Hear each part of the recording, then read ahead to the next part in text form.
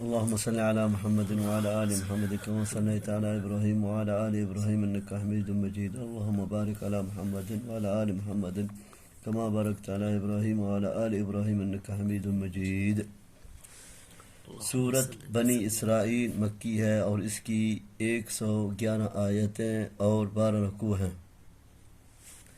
بسم اللہ الرحمن الرحیم. سبحان الذي أسرى بعبده ليلا من المسجد الحرام إلى المسجد الأقصى الذي باركنا حوله لنريه منه. یہ صورت مکی ہے. اس سے صورت الاسراء بھی کہتے ہیں اس لیے کہ اس میں نبی صلی اللہ علیہ وسلم کے اسراء رات کو مسجد الاقصی لے جانے کا ذکر ہے.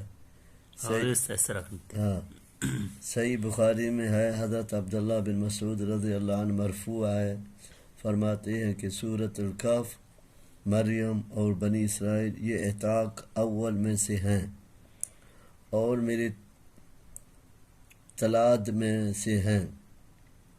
اعتاق عتیق قدیم کی جمع ہے اور تلادن تالدن کی جمع ہے. تالد بھی قدیم مال کو کہتے ہیں.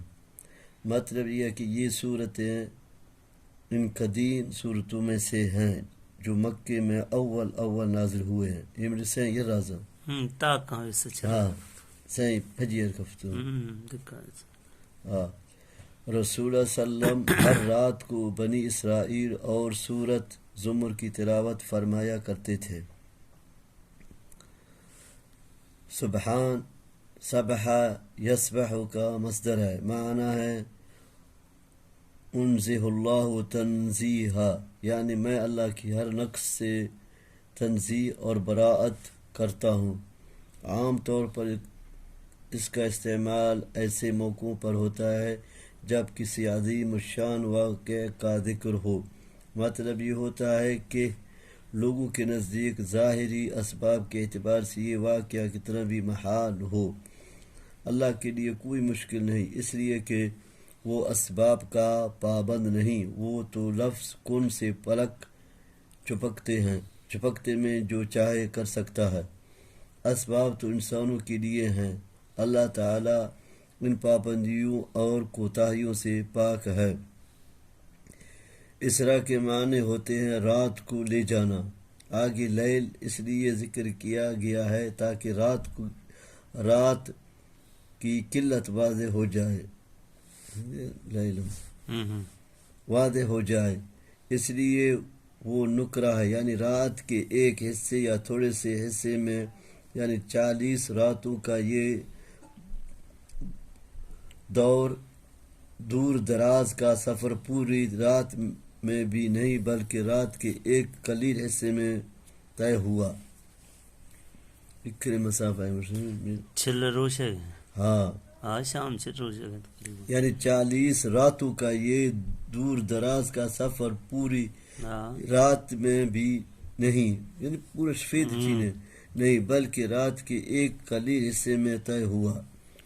اقصی دور کو کہتے ہیں. بیت المقدس جو القدس یا ایلیا قدیم نام شہر میں ہے اور فلسطین میں واقع ہے. مکے سے القدس تک مسافت 40 دن کی ہے. اس اعتبار سے مسجد حرام کے مقابلے میں بیت المقدس کو مسجد الاقصی دور کی مسجد کہا گیا ہے. اس اعتبار سے مسجد حرام کے مقابلے میں بیت المقدس کو مسجد اقصی دور کی مسجد کہا گیا ہے. یہ علاقہ قدرتی نہروں اور پھلوں کی کثرت اور انبیاء کا مسکن و مدفن ہونے کے لحاظ سے ممتاز ہے، اس لیے اس سے بابرکت قرار دیا گیا ہے. یعنی مجھے انبیاء بلائے مدفن شام فلسطین ہاں مجھے کل انبیاء بود آئیرہ یعنی ارض ابراہیم علیہ السلام، اسحاق علیہ السلام، یوسف، یعقوب، یحییٰ، موسیٰ علیہ السلام، کل واقع ہارون بابرکت قرار دیا گیا ہے. من آیات انه السمیع البصیر وآتینا موسى الكتاب وجعلناه هدى لبني اسرائیل الا تتخذوا من دونی وکیلا ذرية من حملنا مع نوح إنه كان عبدا شكورا وقضينا إلى بني إسرائيل في الكتاب لتفسدن في الأرض مرتين ولتعلن علوا كبيرا وإذا جاء وعد أولاهما بعثنا عليكم عبادا لنا أولي بأس شديد فجاسوا خلال الديار وكان وعدا مفعولا ثم رددنا لكم الكرة عليهم وامددناكم بأموال وبنين وجعلناكم أكثر نفيرا إن أحسنتم أحسنتم لأنفسكم وإن أسأتم فلها فإذا جاء وعد الآخرة ليسوء وجوهكم وليدخلوا المسجد كما دخلوه أول مرة وليتبروا ما علوا تتبيرا. یہ اس سیر کا مقصد ہے تاکہ ہم اپنے اس بندے کو عجائبات اور آیات کبریٰ دکھائیں، جن میں سے ایک آیت اور معجزہ یہ سفر بھی ہے کہ اتنا لمبا سفر رات کے ایک قلیل حصے میں ہو گیا۔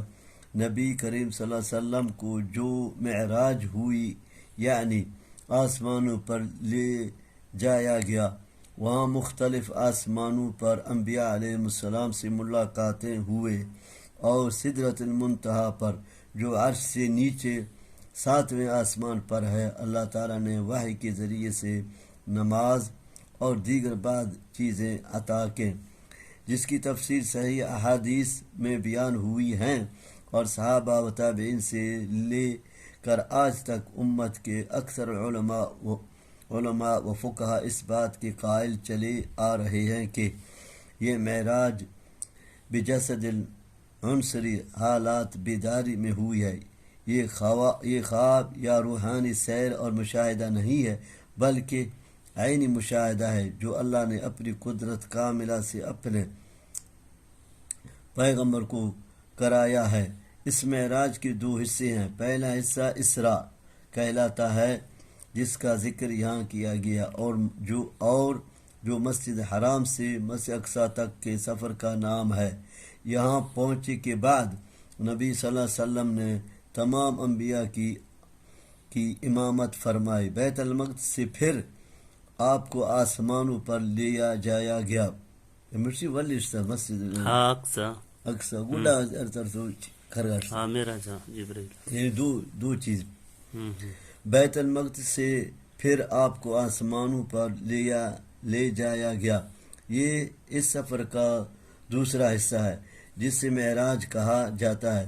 اس کا کچھ تذکرہ سورۃ نجم میں کیا گیا ہے اور باقی تفصیلات احادیث میں بیان کی گئی ہیں۔ عام طور پر اس پورے سفر کو معراج سے ہی تعبیر کیا جاتا ہے۔ معراج سیڑھی کو کہتے ہیں۔ یہ نبی صلی اللہ علیہ وسلم کی زبان مبارک سے نکلے ہوئے الفاظ عرج بی الی السماء، مجھے آسمان پر لے جایا یا چڑھایا گیا، سے ماخوذ ہے، کیونکہ اس سفر کا یہ دوسرا حصہ پہلے سے بھی زیادہ اہم اور عظیم الشان ہے، اس لیے معراج کا لفظ ہی زیادہ مشہور ہو گیا۔ اس کی تاریخ میں اختلاف ہے، تاہم اس میں اتفاق ہے کہ یہ ہجرت سے قبل کا واقعہ ہے۔ بعض کہتے ہیں 1 سال قبل اور بعض کہتے ہیں کئی سال قبل یہ واقعہ پیش آیا۔ اسی طرح مہینے اور اس کی تاریخ میں اختلاف ہے، کوئی ربیع الاول کے 17 یا 27 کوئی رجب کی 27 اور بعد کے کوئی اور مہینے اس کی تاریخ بتلاتے ہیں۔ طوفان نوح علیہ السلام کے بعد نسل انسان نوح علیہ السلام کی ان بیٹوں کی نسل سے ہے جو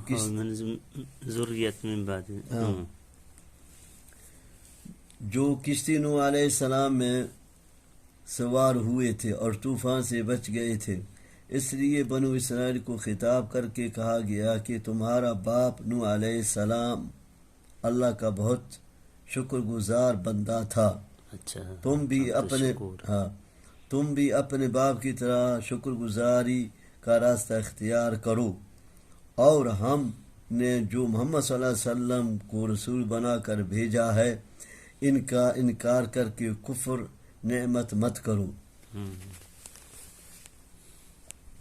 یہ اشارہ ہے اس ذلت و تباہی کی طرف جو بابل کے فرمان اور روا بخت نصر کے ہاتھوں روا بخت نصر کے ہاتھوں حضرت مسیح علیہ السلام سے تقریباً 600 سال قبل یہودیوں پر یرشلم میں نازل ہوئی۔ اس نے بے دریغ یہودیوں کو قتل کیا اور ایک بڑی تعداد کو غلام بنا لیا، اور یہ اس وقت ہوا جب انہوں نے اللہ کے نبی حضرت شیعہ علیہ السلام کو قتل یا حضرت ارمیہ علیہ السلام کو قید کیا اور تورات کے احکام کی خلاف ورزی اور معاصی کا ارتکاب کرنے کے فساد فی الارض کے مجرم بنے۔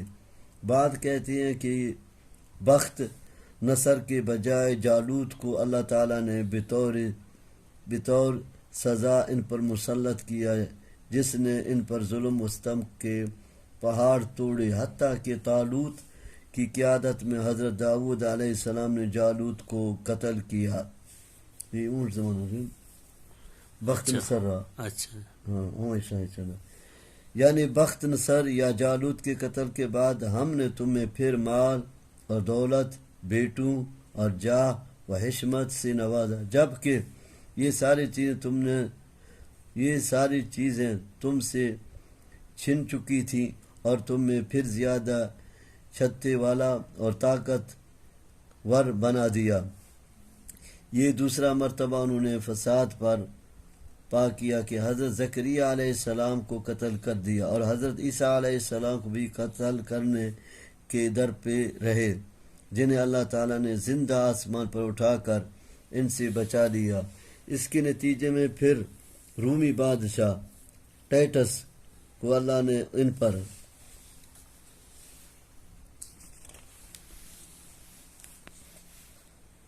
عسى ربكم أن يرحمكم إن عدتم عدنا وجعلنا جهنم للكافرين حسيرا إن هذا القرآن يهدي للتي هي أقوم ويبشر المؤمنين الذين يعملون الصالحات أن لهم أجرا كبيرا وأن الذين لا يؤمنون بالآخرة أعتدنا لهم عذابا أليما ويدعو الإنسان بالشر دعاءه بالخير وكان الإنسان عجولا وجعلنا الليل والنهار آيتين فمهونا آية الليل وجعلنا آية النهار مبصرة لتبتغوا فضلا من ربك ولتعلموا عدد السنين والحساب وكل شيء فصلناه تفصيلا وكل إنسان ألزمناه طائره في عنقه ونخرج له يوم القيامة كتابا يلقاه منشورا اقرأ كتابك كفى بنفسك اليوم عليك حسيبا من اهتدى فإنما يهتدي لنفسه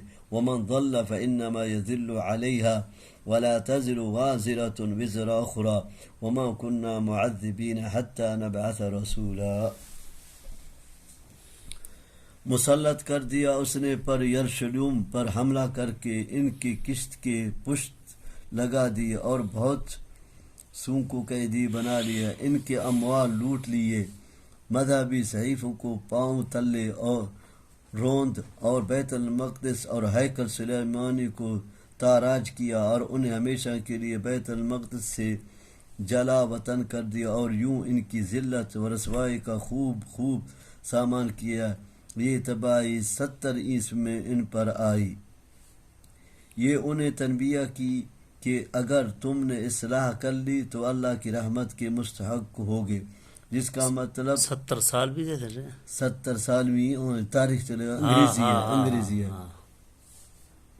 مستحق ہو گئے، جس کا مطلب دنیا و آخرت کی سرخ روئی اور کامیابی ہے۔ اور اگر دوبارہ اللہ کی نافرمانی کا راستہ اختیار کر کے تم نے فساد فی الارض کا ارتکاب کیا تو ہم پھر تمہیں اسی طرح ذلت و رسوائی سے 2-4 کر دیں گے، جیسے اس سے قبل 2 مرتبہ ہم تمہارے ساتھ یہ معاملہ کر چکے ہیں۔ چنانچہ ایسا ہی ہوا۔ یہ یہود اپنی حرکتوں سے باز نہیں آئے اور وہی کردار رسالت محمدیہ کے بارے میں دہرایا جو رسالت موسوی اور رسالت عیسوی میں ادا کر چکے تھے، جس کے نتیجے میں یہ یہودی تیسری مرتبہ مسلمانوں کے ہاتھوں پر ذلیل و خوار ہوئے اور بے صد رسوائی انہیں مدینے اور خیبر سے نکلنا پڑا۔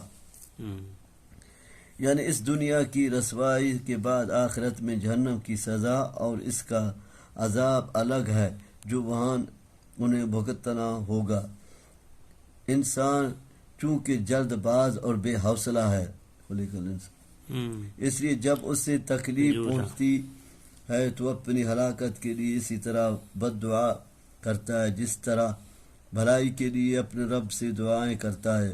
یہ تو رب کا فضل و کرم ہے کہ وہ اس کی بد دعاؤں کو قبول نہیں کرتا۔ یہی مضمون سورۃ یونس آیت 11 میں گزر چکا ہے۔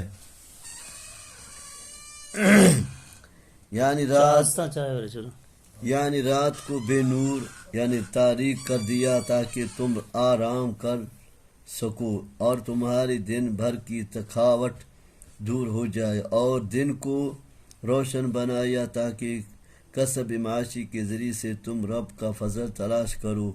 علاوہ ازیں رات اور دن کا ایک دوسرا فائدہ یہ ہے کہ اسی طرح ہفتوں، مہینوں، برسوں کا شمار اور حساب تم کر سکو۔ اس حساب کے بھی بے شمار فوائد ہیں۔ اگر رات کے بعد دن اور دن کے بعد رات نہ آتی بلکہ ہمیشہ رات ہی رات یا دن ہی دن رہتا تو تمہیں آرام، سکون کا یا کاروبار کرنے کا موقع نہ ملتا، اور اسی طرح مہینوں اور سالوں کا حساب بھی ممکن نہ رہتا۔ یعنی انسان کے لیے دین اور دنیا کی ضروری باتیں سب کھول کر ہم نے بیان کر دی ہیں تاکہ ان سے انسان فائدہ اٹھائیں۔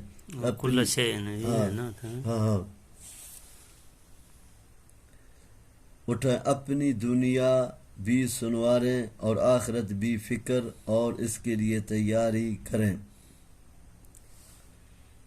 طائر کے معنی پرندے کے ہیں اور عنق کے معنی گردن کے۔ امام ابن کثیر نے طائر سے مراد انسان کے عملیں لیے ہیں۔ فی عنقی کا مطلب ہے اس کے اچھے یا برے عمل جس پر اس کو اچھی یا بری جزا دی جائے گی۔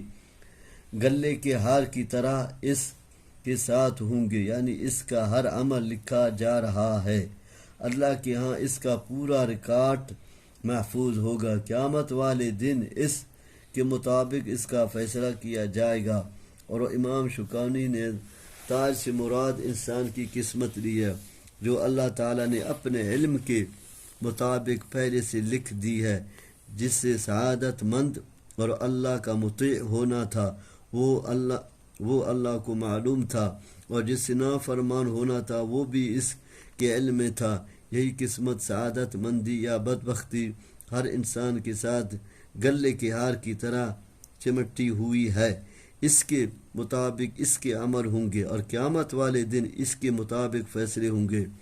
البتہ جو زار، گمراہ، مضل، گمراہ کرنے والے بھی ہوں گے، انہیں بھی اپنی گمراہی کے بوجھ کے ساتھ ان کے گناہوں کا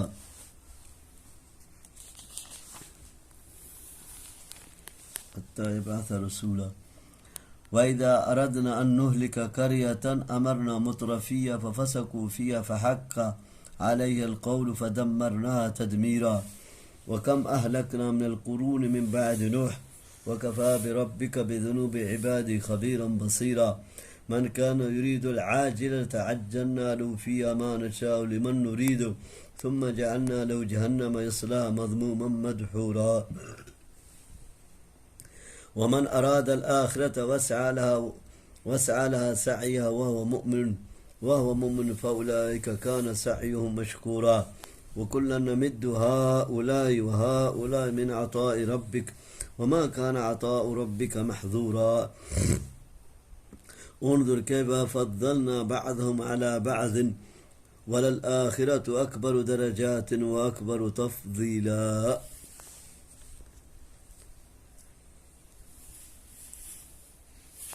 بار بھی بغیر ان کے گناہوں میں کمی کیے اٹھانا پڑے گا جو ان کی کوششوں سے گمراہ ہوئے ہوں گے، جیسا کہ قرآن کے دوسرے مقامات اور حدیث سے واضح ہے۔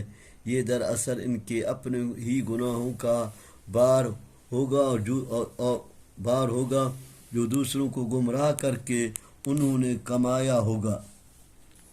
بعض مفسرین نے اس سے صرف دنیوی عذاب مراد لیا، یعنی آخرت کے عذاب سے مستثنیٰ نہیں ہوں گے، لیکن قرآن کریم کے دوسرے مقامات سے واضح ہے کہ اللہ تعالیٰ لوگوں سے پوچھے گا کہ کیا تمہارے پاس میرے رسول نہیں آئے تھے، جس پر وہ اس بات میں جواب دیں گے جس سے یہ معلوم ہوتا ہے کہ ارسال الرسل اور انزال الکتب کے بغیر وہ کسی کو عذاب نہیں دے گا، تاہم اس کا فیصلہ کہ کس قوم یا کس فرد تک اس کا پیغام نہیں پہنچا، قیامت والے دن وہ خود ہی فرمائے گا، وہاں یقیناً کسی کے ساتھ ظلم نہیں ہوگا۔ اسی طرح بہرا، پاگل، فاتر العقل اور زمانہ فطرت یعنی دو نبیوں کے درمیانی زمانے میں فوت ہونے والے لوگوں کا مسئلہ ہے۔ ان کی بابت بعض روایات میں آتا ہے کہ قیامت والے دن اللہ تعالیٰ ان کی طرف فرشتے بھیجے گا اور وہ انہیں کہیں گے کہ جہنم میں داخل ہو جاؤ۔ اگر وہ اللہ کے اس حکم کو مان کر جہنم میں داخل ہو جائیں گے تو جہنم ان کے لیے گل و گلزار بن جائے گی، بصورت دیگر انہیں گھسیٹ کر جہنم میں پھینک دیا جائے گا۔ میں اس سے ذکر کیا ہے کہ چھوٹے بچوں کی بابت اختلاف ہے، مسلمانوں کے بچے تو جنت میں ہی جائیں گے، البتہ کفار و مشرک کے بچوں میں اختلاف ہے، کوئی توقف کا، کوئی جنت میں جانے کا اور کوئی جہنم میں جانے کا قائل ہے۔ امام ابن کثیر نے کہا کہ میدان محشر میں ان کا امتحان لیا جائے گا، جو اللہ کے حکم کی اطاعت اختیار کرے گا وہ جنت میں اور جو نافرمانی کرے گا جہنم میں جائے گا۔ امام ابن کثیر نے اسی قول کی ترجیح دی ہے اور کہا ہے کہ اس سے متضاد روایات میں تطبیق بھی ہو جاتی ہے۔ تفسیر کے لیے تفسیر ابن کثیر ملاحظہ کیجیے، مگر صحیح بخاری کی روایت سے معلوم ہوتا ہے کہ مشرکین کے بچے بھی جنت میں جائیں گے۔ دیکھیے صحیح بخاری 3:251 اس میں وہ اصول بتلایا گیا ہے جس کی روح سے قوموں کی ہلاکت کا فیصلہ کیا جاتا ہے، اور وہ یہ کہ ان کا خوشحال طبقہ اللہ کے حکموں کی نافرمانی شروع کر دیتا ہے اور انہی کی تقلید بھی پھر دوسرے لوگ کرتے ہیں۔ یوں اس قوم میں اللہ کی نافرمانی عام ہو جاتی ہے اور وہ مستحق عذاب قرار پا جاتی ہے۔ ادھر سے نا دو رسولات کا اڑا آن چھے بھی گئے سے گروہ ہے نا ادھر سے نا آنچ بھی سے چھینی نا ادھر سے ادھر دو رسولات کا نا درمیان نوانی نا انہیں انبیاء چینیت کا ادھر سے آن چھی ہے رو جہنم نے کہ جہنم اسم چھی ہے گلزار بن جائے گی۔ وہ بھی اس اصول کی ہلاکت کے تحت ہی ہلاک ہوئے، یعنی دنیا کے ہر طالب کو دنیا نہیں ملتی، صرف اس کو ملتی ہے جس کو ہم چاہیں، پھر اس کو بھی اتنی دنیا نہیں ملتی جتنی وہ چاہتا ہے، بلکہ اتنی ہی ملتی ہے جتنی ہم اس کے لیے فیصلہ کریں، لیکن اس دنیا طلبی کا نتیجہ جہنم کا دائمی عذاب اس کی رسوائی ہے۔ اللہ تعالیٰ کے ہاں قدر دانی کے لیے 3 چیزیں یہاں بیان کی گئی ہیں۔ ایک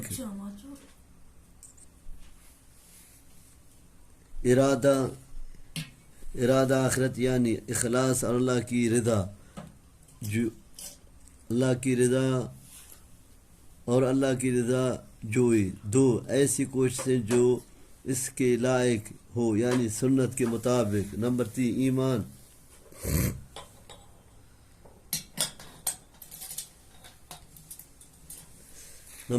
ایمان، کیونکہ اس کے بغیر تو کوئی عمل بھی قابل التفات نہیں، یعنی قبولیت عمل کے لیے ایمان کے ساتھ اخلاص اور سنت نبوی کے مطابق ہونا ضروری ہے،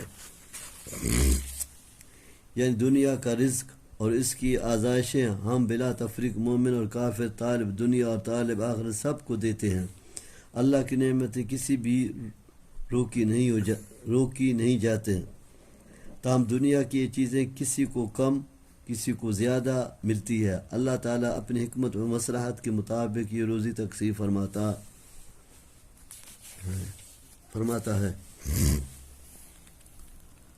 لا تجعل مع الله إلها آخر فتقعد مذموما مخذولا وقضى ربك ألا تعبدوا إلا إياه وبالوالدين إحسانا إما يبلغن عندك الكبر أحدهما أو كلاهما فلا تقل لهما أف ولا تنهرهما وقل لهما قولا كريما واخفض لهما جناح الذل من الرحمة وقل رب ارحمهما كما ربياني صغيرا ربكم أعلم بما في نفوسكم إن تكونوا صالحين فإنه كان للأوابين غفورا وآت ذا القربى حقه والمسكين وابن السبيل ولا تبذر تبذيرا إن المبذرين كانوا إخوان الشياطين وكان الشيطان لربه كفورا وإما تعرضن عنهم ابتغاء رحمة من ربك ترجوها فقل لهم قولا ميسورا۔ تاہم آخرت میں درجات کا یہ تفاضل زیادہ واضح اور نمایاں ہوگا، اور وہ اس طرح کہ اہل ایمان جنت میں اور اہل کفر جہنم میں جائیں گے۔ اس آیت میں اللہ تبارک و تعالیٰ نے اپنی عبادت کے بعد دوسرے نمبر پر والدین کے ساتھ حسن سلوک کا حکم دیا ہے، جس سے والدین کی اطاعت، ان کی خدمت اور ان کے ادب و احترام کی اہمیت واضح ہے۔ گویا ربوبیت الہی کے تقاضوں کے ساتھ اطاعت والدین کے تقاضوں کی ادائیگی ضروری ہے۔ احادیث میں بھی اس کی اہمیت اور تاکید کو خوب واضح کر دیا گیا ہے۔ پھر بڑھاپے میں بطور خاص ان کے سامنے ہوں تک کہنے اور ان کو ڈانٹنے ڈپٹنے سے منع کیا ہے، کیونکہ بڑھاپے میں والدین تو کمزور، بے بس اور لاچار ہو جاتے ہیں، جبکہ اولاد جوان اور وسائل معاش پر قابض متصرف ہوتی ہے۔ علاوہ ازیں جوانی کے دیوانی جذبات اور بڑھاپے کے سرو و گرم جیسے تجربات میں تصادم ہوتا ہے۔ ان حالات میں والدین کے ادب و احترام کے تقاضوں کو ملحوظ رکھنا بہت ہی مشکل مرحلہ ہوتا ہے۔ تاہم اللہ کے ہاں سرخ رو وہی ہوگا جو ان تقاضوں کو ملحوظ رکھے گا۔ پرندہ جب اپنے بچوں کو اپنے سایہ شفقت میں لیتا ہے تو ان کے لیے اپنے باز پست کر دیتا ہے، یعنی تو بھی والدین کے ساتھ اسی طرح اچھا اور پر شفقت معاملہ کرنا اور ان کی اسی طرح کفالت کر جس طرح انہوں نے بچپن میں تیری کی۔ یا یہ معنی ہے کہ جب پرندہ اڑنے اور بلند ہونے کا ارادہ کرتا ہے تو اپنے بازو پھیلا لیتا، اور جب نیچے اترتا ہے تو بازو کو پست کر لیتا ہے۔ اس اعتبار سے بازو کو پست کرنے کے معنی والدین کے سامنے تواضع اور عاجزی کا اظہار کرنے کے ہوں گے۔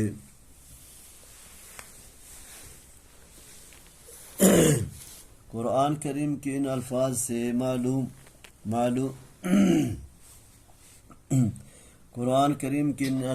معلوم ہوا ہے کہ غریب رشتہ داروں، مساکین اور ضرورت مند مسافروں کی امداد کر کے ان پر احسان نہیں جتلانا چاہیے، کیونکہ یہ ان پر احسان نہیں ہے بلکہ مال کا وہ حق ہے جو اللہ تبارک و تعالیٰ نے اصحاب مال کے مالوں میں مذکورہ ضرورت مندوں کا رکھا ہے۔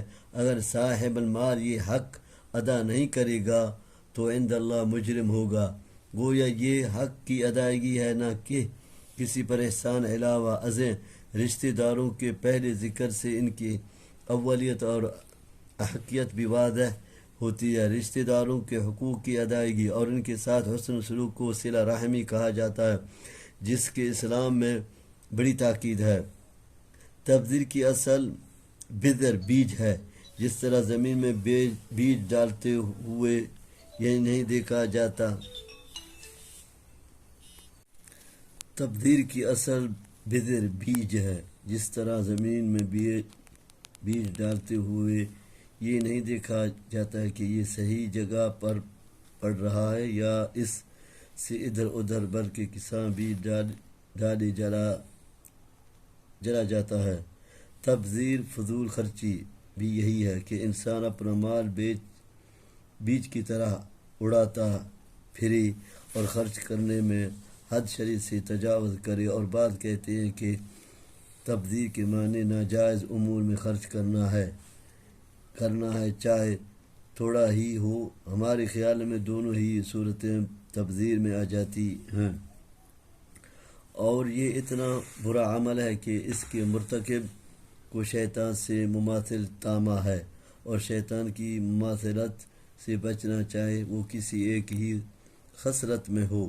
انسان کے لیے واجب ہے پھر شیطان کو کفور بہت ناشکر کہا کر مزید بچنے کی تاکید کر دی ہے کہ اگر تم شیطان کی مماثلت اختیار کرو گے تو تم بھی اس کی طرح کفر قرار دیے جاؤ گے، یعنی مالی استطاعت کے فقدان کی وجہ سے، رزق دور ہونے کی اور کشائش رزق کی تو اپنے رب سے امید رکھتا ہے اگر تجھے غریب رشتہ داروں، مسکینوں اور ضرورت مندوں سے اعراض کرنا یعنی اظہار معذرت کرنا پڑے تو نرمی اور عمدگی کے ساتھ معذرت کر، یعنی جواب بھی دیا جائے تو نرمی اور پیار و محبت کے لہجے میں، نہ کہ ترشی اور بد اخلاقی کے ساتھ جیسا کہ عام طور پر لوگ ضرورت مندوں اور غریبوں کے ساتھ کرتے ہیں۔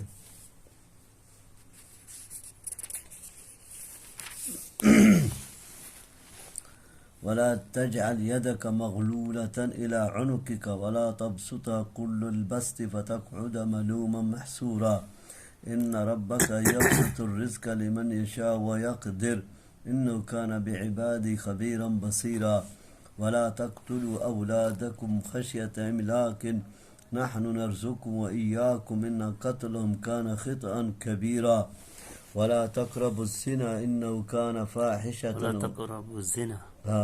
ولا تقربوا الزنا إنه كان فاحشة وساء سبيلا ولا تقتلوا النفس التي حرم الله إلا بالحق ومن قتل مظلوما فقد جعلنا لولي سلطانا فلا يسرف في القتل إنه كان منصورا ولا تقربوا مال اليتيم إلا بالتي هي أحسن حتى يبلغ أشده وأوفوا بالعهد إن العهد كان مسؤولا۔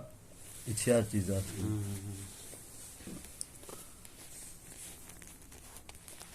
اولاد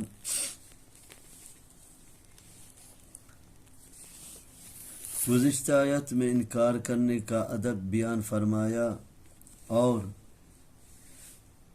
فرمایا، اب انفاق کا ادب بیان کیا جا رہا ہے، اور وہ یہ ہے کہ انسان نہ بخل کرے کہ اپنی اور اپنے اہل و عیال کی ضروریات پر بھی خرچ نہ کرے، اور نہ فضول خرچی ہی کرے کہ اپنی وسعت اور گنجائش دیکھیے بغیر ہی بے دریغ خرچ کرتا رہے۔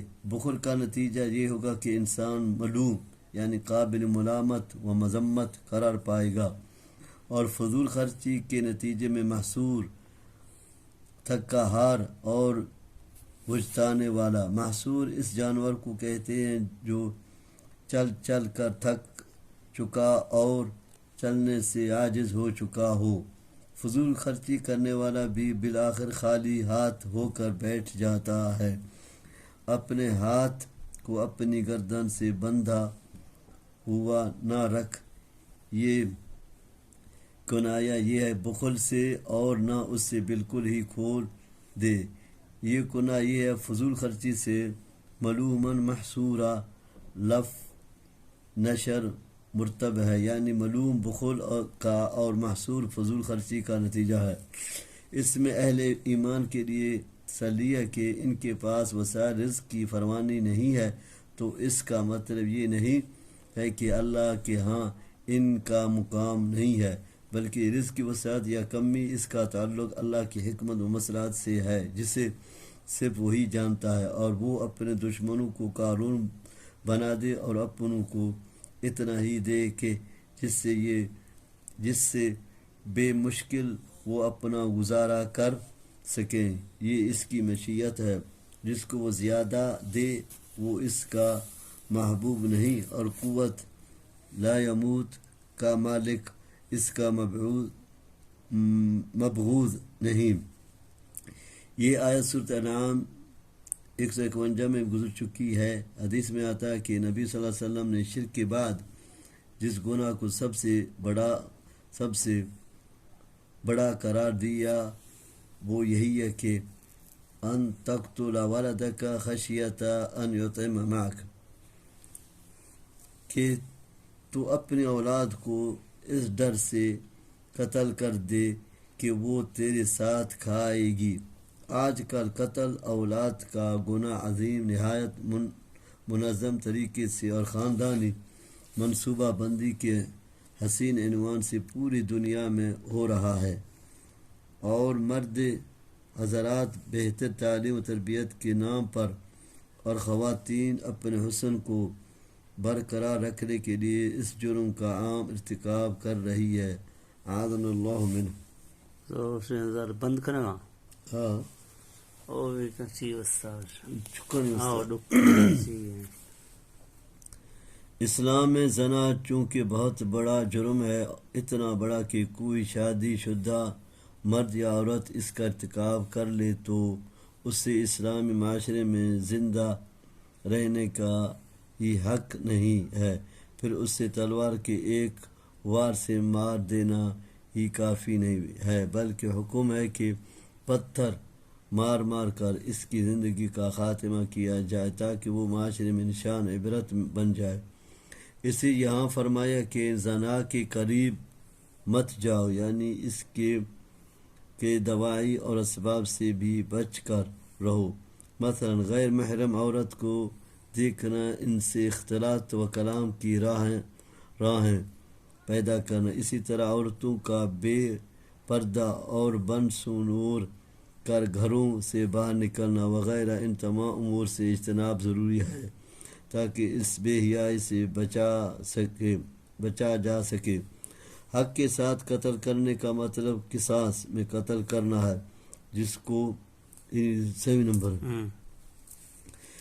کو انسانی معاشرے میں زندگی اور امن و سکون کا باعث قرار دیا گیا ہے۔ اسی طرح شادی شدہ زانی اور مرتد کو قتل کرنے کا حکم ہے، یعنی مقتول کے وارثوں کو یہ حق یا غلبہ یا طاقت دی گئی ہے کہ وہ قاتل کو حاکم وقت کے شرعی فیصلے کے بعد قصاص میں قتل کر دیں، یا اس سے دیے لے لیں یا معاف کر دیں، اور اگر قصاص ہی لینا ہے تو اس میں زیادتی نہ کریں کہ ایک کے بدلے میں 2 یا 3 4 کو مار دیں، یا اس کا مثلا کر کے عذاب دے کہ کر ماریں۔ مقتول کا وارث منصور ہے، یعنی امر و حکام کو اس کی مدد کرنے کی تاکید کی گئی ہے، اس لیے اس پر اللہ کا شکر ادا کرنا چاہیے، نہ یہ کہ زیادتی کا ارتکاب کر کے اللہ کی ناشکری کرے۔ کسی کی جان کو ناجائز طریقے سے ضائع کرنے کی ممانعت کے بعد اتلاف مال کے ضائع کرنے سے روکا جا رہا ہے، اور اس میں یتیم کا مال سب سے زیادہ اہم ہے، اس لیے فرمایا کہ یتیم کے بالغ ہونے تک اس کے مال کو ایسے طریقے سے استعمال کرو جس میں اس کا فائدہ ہو، یہ نہ ہو کہ سوچے سمجھے بغیر ایسے کاروبار میں لگا دو کہ وہ ضائع یا خسارے سے 2 4 ہو جائے، یا عمر شعور سے پہلے تم اس سے اڑا ڈالو۔ حفاظ کنی ضائع کرے۔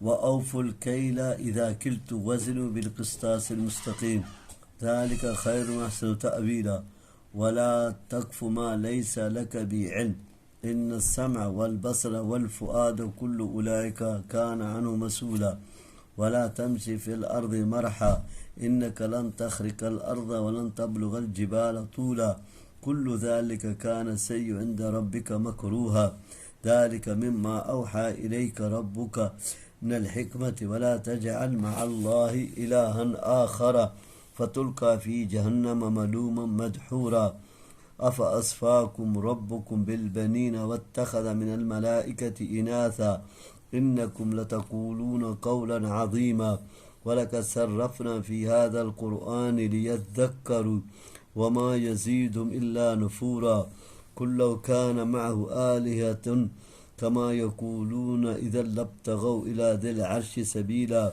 سبحانه وتعالى عما يقولون علوا كبيرا تسبح له السماوات السبع والأرض ومن فيهن وإن من شيء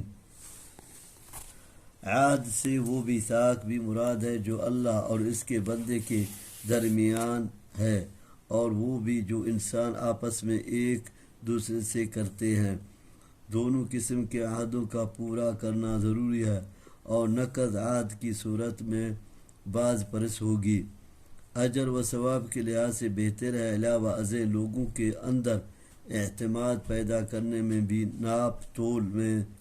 ناپ تول میں دیانتداری مفید ہے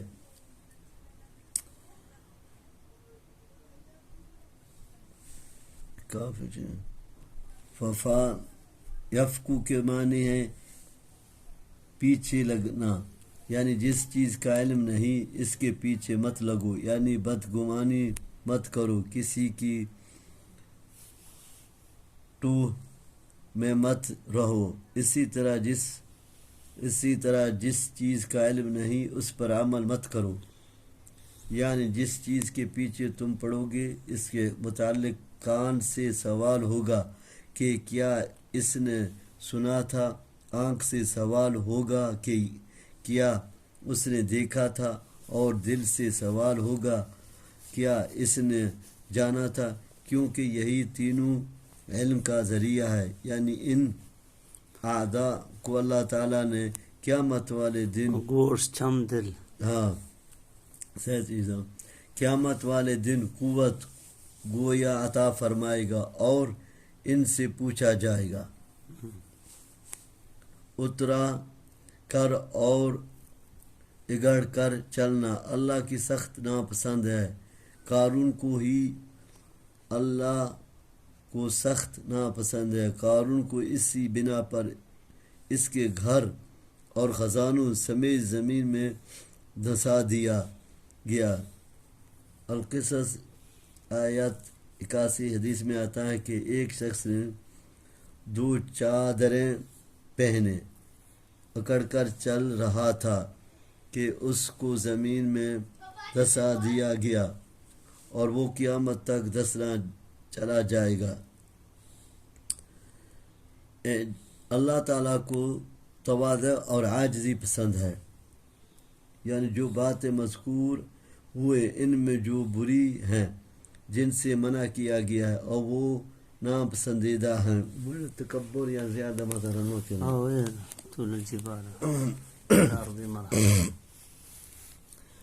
ہر طرح کا مطلب ہے وعد و نصیحت دلائل و بیانات ترغیب و ترہیب اور امثال و واقعات ہر طریقے سے بار بار سمجھا گیا ہے تاکہ وہ سمجھ جائیں لیکن وہ کفر و شرک کی تاریکیوں میں اس طرح پھنسے ہوئے کہ وہ حق کے قریب ہونے کی بجائے اس سے اور زیادہ دور ہو گئے ہیں اس لیے کہ وہ سمجھتے ہیں کہ یہ قرآن جادو کہانیت اور شاعری ہے پھر وہ اس قرآن سے کس طرح راہ یاب ہوں کیونکہ قرآن کی مثالیں بارش کی ہے کہ اچھی زمین پر پڑے تو وہ بارش سے شاداب ہو جاتی ہے اور اگر وہ گندی ہے تو بارش سے بدبو میں اضافہ ہو جاتا ہے اس کے ایک معنی تو یہ ہے کہ جس طرح ایک بادشاہ دوسرے بادشاہ پر لشکر کشی کر کے غلبہ و قوت حاصل کر لیتا ہے اسی طرح یہ دوسرے معبود بھی اللہ پر غلبے کی کوئی راہ ڈھونڈ نکالنے اور اب تک ایسا نہیں ہوا جبکہ ان معبودوں کو پوچھتے ہوئے صدیاں گزر گئی ہیں تو اس کا مطلب یہ ہے کہ اللہ کے سوا کوئی معبود نہیں، کوئی بااختیار ہستی ہی نہیں، کوئی نافع و ضار ہی نہیں۔ دوسرے معنی ہے کہ وہ اب تک اللہ کا قرب حاصل کر چکے ہوتے، اور یہ مشرکین جو یہ عقیدہ رکھتے ہیں کہ ان کے ذریعے سے وہ اللہ کا قرب حاصل کرتے ہیں، انہیں بھی وہ اللہ کے قریب کر چکے ہوتے۔ یعنی واقعہ یہ ہے کہ یہ لوگ اللہ کی بابت جو کہتے ہیں کہ اس کے شریک ہیں، اللہ تعالیٰ ان باتوں سے پاک اور بہت بلند ہے۔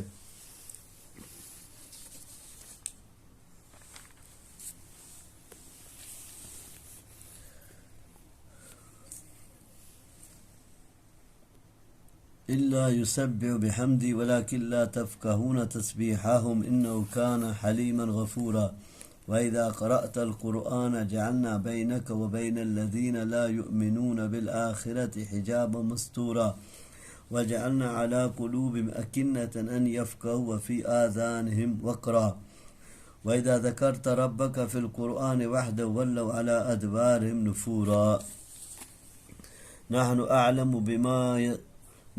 أعلم بما يستمعون به إذ يستمعون إليك وإذ هم نجوى إذ يقول الظالمون إن تتبعون إلا رجلا مسحورا انظر كيف ضربوا لك الأمثال فضلوا فلا يستطيعون سبيلا وقالوا إذا كنا عظاما ورفاتا إنا لمبعوثون خلقا جديدا قل كونوا حجارة أو حديدا أو خلقا مما يكبر في صدوركم فسيقولون من يعيدون قل الذي فطركم أول مرة فسينغضون إليك۔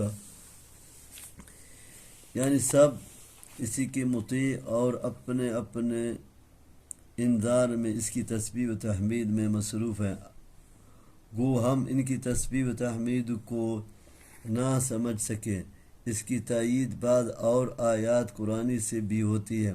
مثلا حضرت داؤد علیہ السلام کے بارے میں آتا ہے اِنَّا سَخَّرْنَا الْجِبَالَ مَعَهُ يُسَبِّحْنَ بِالْعَشِيِّ وَالْإِشْرَاقِ سورۃ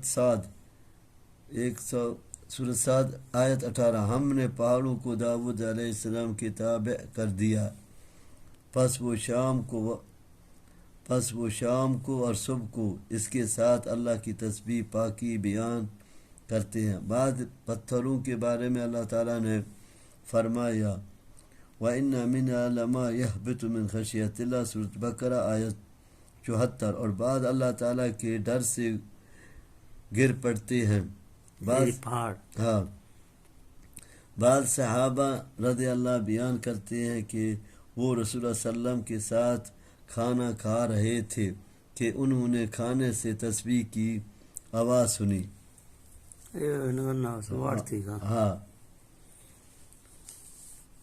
ایک اور حدیث سے ثابت ہے کہ چونٹیاں اللہ کی تسبیح کرتی ہیں۔ اسی طرح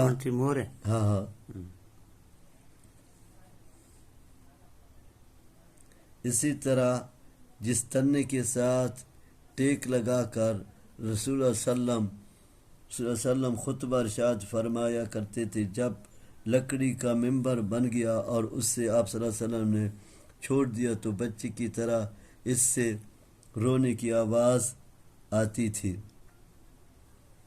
مکے میں ایک پتھر تھا جو رسول اللہ صلی اللہ علیہ وسلم کو سلام کیا کرتا تھا، صحیح مسلم نمبر۔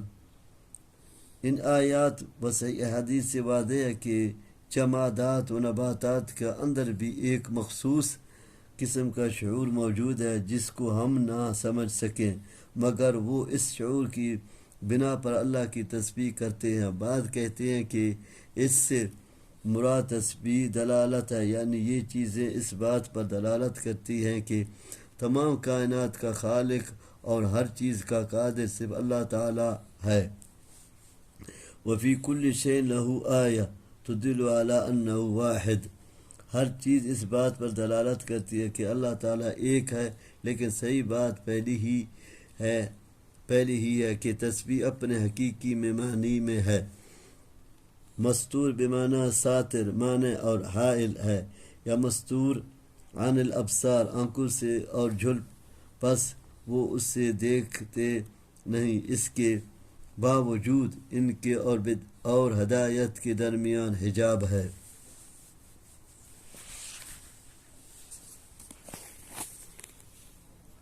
اکنہ کنہ کی جمع ہے ایسا پردہ جو دلوں پر پڑ جائے۔ وفر کانوں میں ایسا ثقل یا ڈاٹ جو قرآن سننے میں مانع ہو۔ مطلب یہ کہ ان کے دل قرآن کی سمجھنے سے قاصر اور کان قرآن سن کر ہدایت قبول کرنے سے عاجز ہیں۔ اذان ایک میں گوش ہیں۔ ہاں اچھا اچھا ہاں گوشہ کرنا نا۔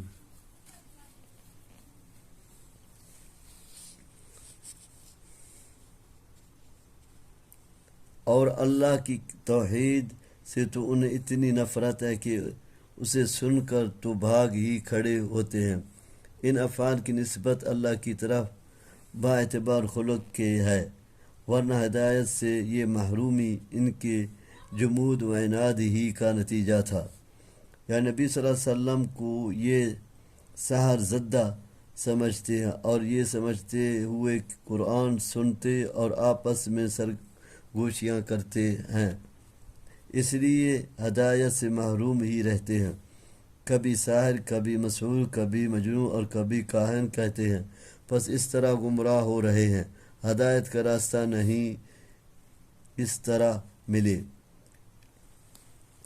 جو مٹی اور ہڈیوں سے زیادہ سخت ہے اور جس میں زندگی کے آثار پیدا کرنا زیادہ مشکل ہے، یعنی اس سے بھی زیادہ سخت چیز جو تمہارے علم میں ہو وہ بن جاؤ اور پھر پوچھو کہ کون زندہ کرے گا۔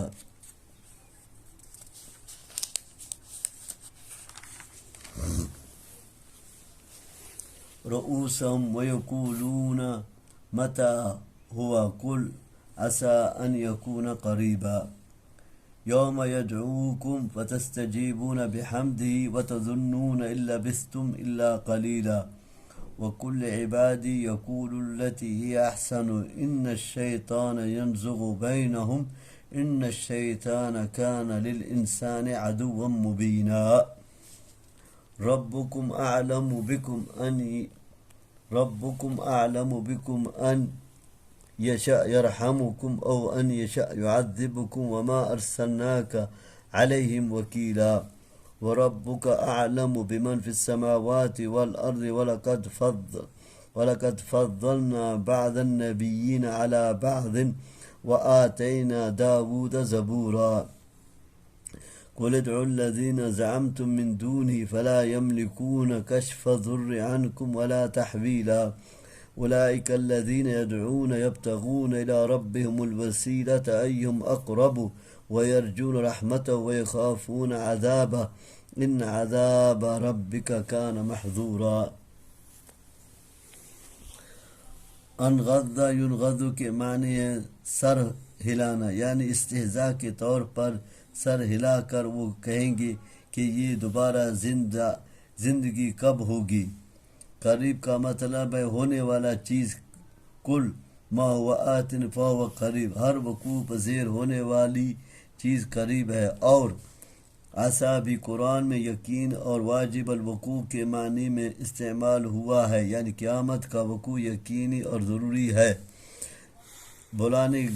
بلائے گا کا مطلب ہے قبروں سے زندہ کر کے اپنی بارگاہ میں حاضر کرے گا، تم اس کی حمد کرتے ہوئے تعمیل ارشاد کرو گے یا اسے پہچانتے ہوئے اس کے پاس حاضر ہو جاؤ گے۔ وہاں یہ دنیا کی زندگی بالکل تھوڑی معلوم ہوگی۔ کأنہم یوم یرونہا لم یلبثوا الا عشیۃ او ضحاہا، جب قیامت کو دیکھ لیں گے تو دنیا کی زندگی انہیں ایسے لگے گی گویا اس میں ایک شام یا ایک صبح رہے ہیں۔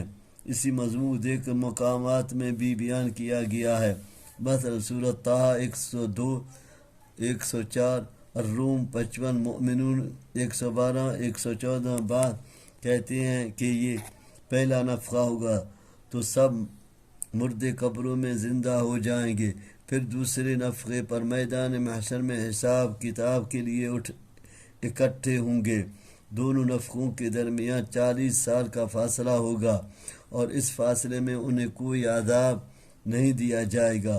وہ سو جائیں گے، دوسرے نفخے پر اٹھیں گے تو کہیں گے افسوس، ہمیں ہماری خواب گاہوں سے کس نے اٹھایا ہے۔ سورۃ یاسین 52 فتح القدیر۔ پہلی بات زیادہ صحیح ہے، یعنی آپس میں گفتگو کرتے وقت زبان کو احتیاط سے استعمال کریں گے، اچھی کلمات بولیں۔ اسی طرح کفر و مشرکین اور اہل کتاب سے اگر مخاطبت کی ضرورت پیش آ جائے تو ان سے بھی مشفقانہ اور نرم لہجے میں گفتگو کریں گے۔ زبان کی ذرا اسی بے اعتدالی سے شیطان جو تمہارا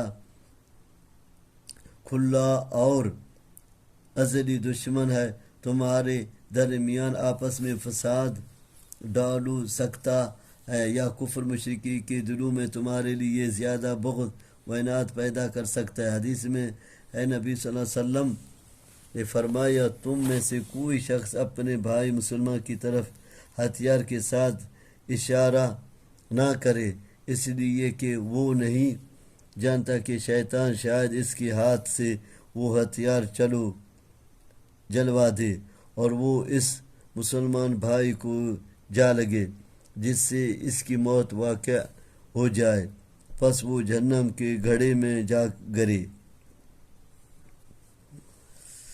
اگر خطاب مشرکین سے ہو تو رحم کے معنی قبول اسلام کی توفیق کے ہوں گے، اور عذاب سے مراد شرک پر ہی موت ہے جس پر وہ عذاب کے مستحق ہوں گے، اور اگر خطاب مؤمنین سے ہو تو رحم کے معنی ہوں گے کہ وہ کفار سے تمہاری حفاظت فرمائے گا، اور عذاب کا مطلب ہے کفار کا مسلمانوں پر غلبہ و تسلط، کہ آپ انہیں ضرور کفر کی دلدل سے نکالیں یا ان کے کفر پر جمے رہنے پر آپ سے باز پرس ہو۔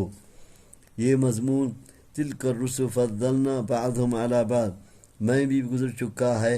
یہاں دوبارہ کفار مکہ کے جواب میں یہ مضمون دہرایا گیا ہے، جو کہتے تھے کہ کیا اللہ کو رسالت کے لیے یہ محمد صلی اللہ علیہ وسلم ہی ملا تھا؟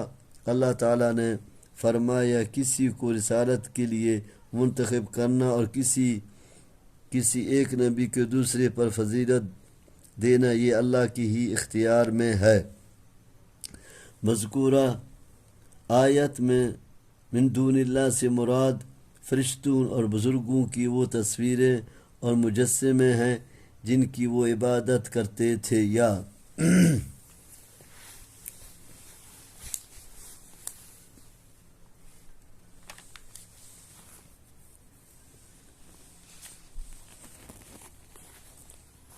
كان محظورا وإن من قرية إلا نحن مهلكوها قبل يوم القيامة أو معذبوها عذابا شديدا كان ذلك في الكتاب مسطورا وما منعنا أن نرسل بالآيات إلا أن كذب به الأولون وآتينا ثمود الناقة مبصرة فظلموا بها وما نرسل بالآيات إلا تخويفا وَإِذْ قُلْنَا لَكَ إِنَّ رَبَّكَ أَحَاطَ بِالنَّاسِ وَمَا جَعَلْنَا الرُّؤْيَا الَّتِي أَرَيْنَاكَ إِلَّا فِتْنَةً لِلنَّاسِ وَالشَّجَرَةَ الْمَلْعُونَةَ فِي الْقُرْآنِ وَنُخَوِّفُهُمْ فَمَا يَزِيدُهُمْ إِلَّا طُغْيَانًا كَبِيرًا وَإِذْ قُلْنَا لِلْمَلَائِكَةِ اسْجُدُوا لِآدَمَ فَسَجَدُوا إِلَّا إِبْلِيسَ قَالَ أَأَسْجُدُ لِمَنْ خَلَقْتَ طِينًا۔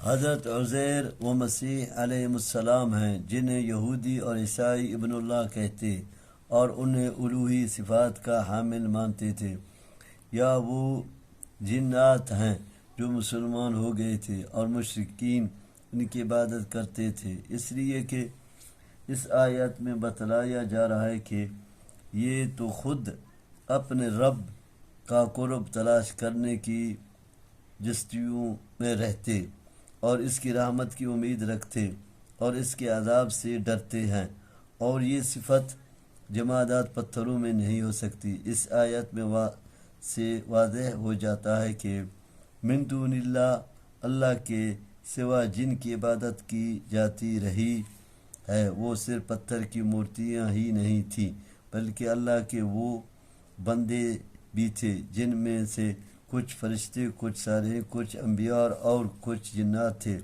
اللہ تعالیٰ نے سب کی بابت فرمایا کہ وہ کچھ نہیں کر سکتے، نہ کسی سے تکلیف دور کر سکتے ہیں، نہ کسی کی حالات بدل سکتے ہیں، اپنے رب کے تقرب کی جستجو میں رہتے ہیں۔ کا مطلب اعمال صالحہ کے ذریعے سے اللہ کا قرب ڈھونڈتے ہیں۔ یہی وسیلہ ہے جسے قرآن نے بیان کیا ہے، وہ نہیں ہے جسے قبر پرست بیان کرتے ہیں کہ فوت شدہ اشخاص کے نام کی نظر و نیاز دو، ان کی قبروں پر غلاف چڑھاؤ اور میلے ٹھیلے جماؤ اور ان سے استمداد و استغاثہ کرو، کیونکہ یہ وسیلہ نہیں، یہ تو ان کی عبادت ہے جو شرک ہے۔ اللہ تعالیٰ ہر مسلمان کو اس سے محفوظ رکھے۔ کتاب سے مراد لوح محفوظ ہے۔ مطلب یہ ہے کہ اللہ تعالیٰ کی طرف سے یہ بات طے شدہ ہے جو لوح محفوظ میں لکھی ہوئی ہے کہ ہم کافروں کی ہر بستی کو یا تو موت کے ذریعے سے ہلاک کر دیں گے، اور بستی سے مراد بستی کے باشندگان ہیں، اور ہلاکت کی وجہ ان کا کفر و شرک اور ظلم و طغیان ہے۔ علاوہ ازیں یہ ہلاکت قیامت سے قبل وقوع پذیر ہوگی، ورنہ قیامت کے دن تو بلا تفریق ہر بستی ہی شکست ور سخت کا شکار ہو جائے گی۔ یہ آیت اس وقت اتری ہے جب کفار مکہ نے مطالبہ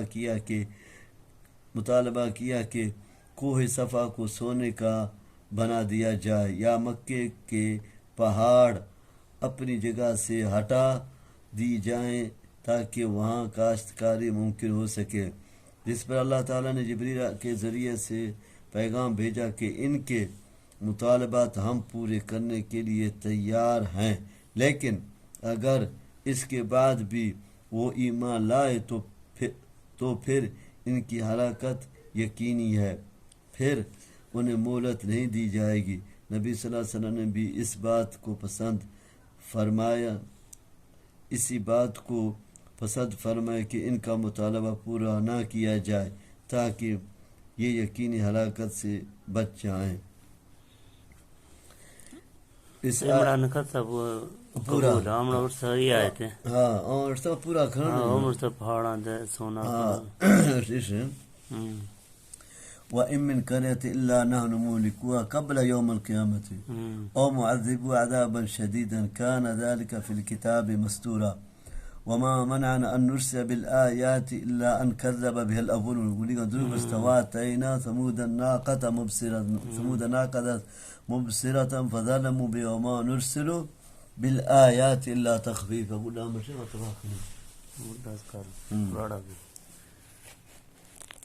اس آیت میں بھی اللہ تعالیٰ نے یہی مضمون بیان فرمایا ہے کہ ان کی خواہش کے مطابق نشانیاں اتار دینا ہمارے لیے کوئی مشکل نہیں، لیکن ہم اس سے گریز اس لیے کر رہے ہیں کہ پہلی قوموں نے بھی اپنے خواہش کے مطابق نشانیاں مانگے جو انہیں دکھا دی گئیں، لیکن اس کے باوجود انہوں نے تکذیب کی اور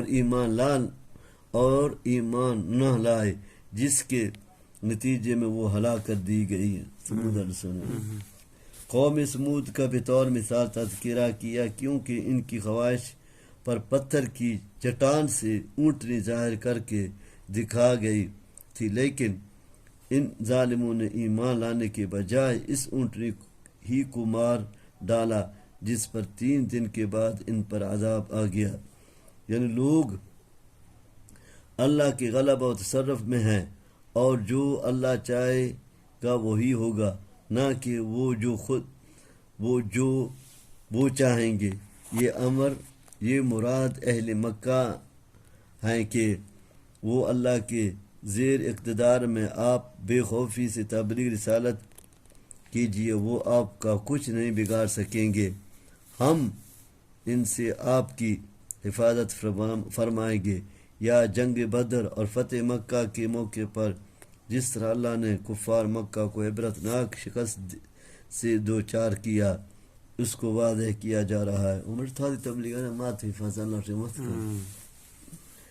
صحابہ و تابعین رضی اللہ عنہ نے اس رویہ کی تفسیر عینی رویت سے کی ہے، اور مراد اس سے معراج کا واقعہ ہے جو بہت سے کمزور لوگوں کے لیے فتنے کا باعث بن گیا اور وہ مرتد ہو گئے. اور درخت سے مراد قوم اور درخت سے مراد زقوم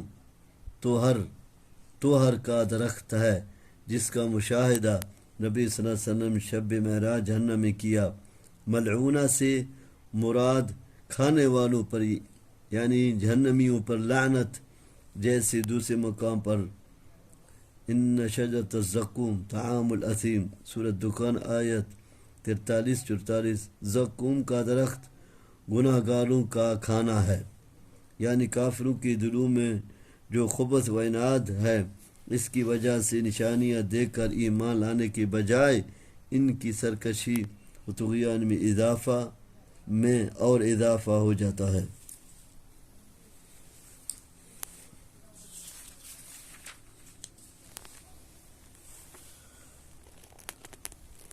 قال رأيتك هذا الذي كرمت علي لئن أخرتني إلى يوم القيامة لأحتنكن ذريته إلا قليلا.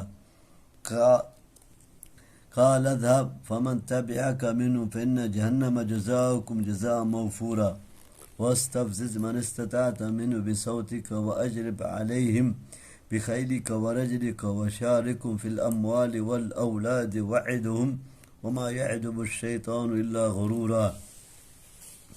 إن عبادي ليس لك عليهم سلطان وكفى بربك وكيلا. ربكم الذي يزجي لكم الفلك في البحر لتبتغوا من فضله إنه كان بكم رحيما. وإذا مسكم الضر في البحر ضل من تدعون إلا إياه فلما نجاكم إلى البر أعرضتم وكان الإنسان كفورا. أفأمنتم أن يخسف بكم جانب البر أو يرسل عليكم حاسبا ثم لا تجدوا لكم وكيلا.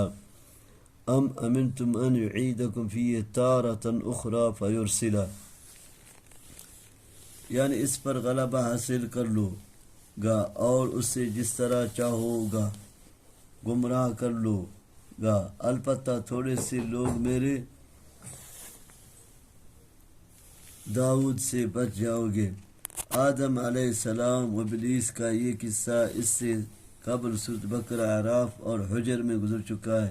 یہاں چوتھی مرتبہ اسے بیان کیا جا رہا ہے. علاوہ ازیں سورۃ کاف، طٰہٰ اور سورۃ صاد میں بھی اس کا ذکر آئے گا. آبا سے مراد پر فریب، دعوت یا گانے، موسیقی اور لہو لعب کے دیگر آلات ہیں جن کے ذریعے سے شیطان بکثرت لوگوں کو گمراہ کر رہا ہے. ان لشکروں سے مراد انسانوں اور جنوں کے وہ سوار اور پیادے لشکر ہیں جو شیطان کی چیلے اور اس کے پیروکار ہیں، اور شیطان ہی ان کی طرح انسانوں کو گمراہ کرتے ہیں. یا مراد ہے ہر ممکن ذرائع جو شیطان گمراہ کرنے کے لیے استعمال کرتا ہے. مال میں شیطان کی مشارکت کا مطلب حرام ذریعے سے مال کمانا اور حرام طریقے سے خرچ کرنا ہے، اور اسی طرح مویشیوں کو بتوں کے ناموں پر وقف کر دینا، مثلا بحیرہ، صاحبہ وغیرہ. اور اولاد میں شرکت کا مطلب زناکاری، عبدالآلات، عبدالعزیٰ وغیرہ نام رکھنا، غیر اسلامی طریقے سے ان کی تربیت کرنا کہ وہ برے اخلاق و کردار کے حامل ہوں، ان کو تنگ دستی کے خوف سے ہلاک یا زندہ درگور کر دینا، اولاد کو مجوسی، یہودی، نصرانی وغیرہ بنانا، اور بغیر مسنون دعا پڑھے بیوی سے ہم بستری کرنا وغیرہ ہے. ان تمام صورتوں میں شیطان کی شرکت ہو جاتی ہے کہ کوئی جنت دوزخ نہیں ہے، یا مرنے کے بعد دوبارہ زندگی نہیں ہے وغیرہ. غرور فریب کا مطلب ہوتا ہے غلط کام کو اس طرح مزین کر کے دکھانا کہ وہ اچھا اور درست لگے۔ بندوں کی نسبت اپنی طرف کی یہ بطور شرف اور اعزاز کے ہے، جس سے معلوم ہوا کہ اللہ کے خاص بندوں کو شیطان بھگانے میں ناکام رہتا ہے، یعنی جو صحیح معنوں میں اللہ کا بندہ بن جاتا ہے، اسی پر اعتماد توکل کرتا ہے، تو اللہ بھی اس کا دوست اور کار ساز بن جاتا ہے۔ یہ اس کا فضل اور رحمت ہی ہے کہ اس نے سمندر کو انسانوں کے تابع کر دیا ہے، اور وہ اس پر کشتیاں اور جہاز چلا کر ایک ملک سے دوسرے ملک میں آتے جاتے اور کاروبار کرتے ہیں۔ نیز اس نے ان چیزوں کی طرف رہنمائی بھی فرمائی جن میں بندوں کے لیے منافع اور مصالح ہیں۔ یہ مضمون پہلے بھی کئی جگہ گزر چکا ہے، یعنی سمندر سے نکلنے کے بعد تم جو اللہ کو بھول جاتے ہو تو کیا تمہیں معلوم نہیں کہ وہ خشکی میں بھی تمہاری گرفت کر سکتا ہے، تمہیں وہ زمین میں دھسا سکتا ہے، یا پتھروں کی بارش کر کے تمہیں ہلاک کر سکتا ہے، جس طرح بعض گزشتہ قوموں کو اس نے اسی طرح ہلاک کیا۔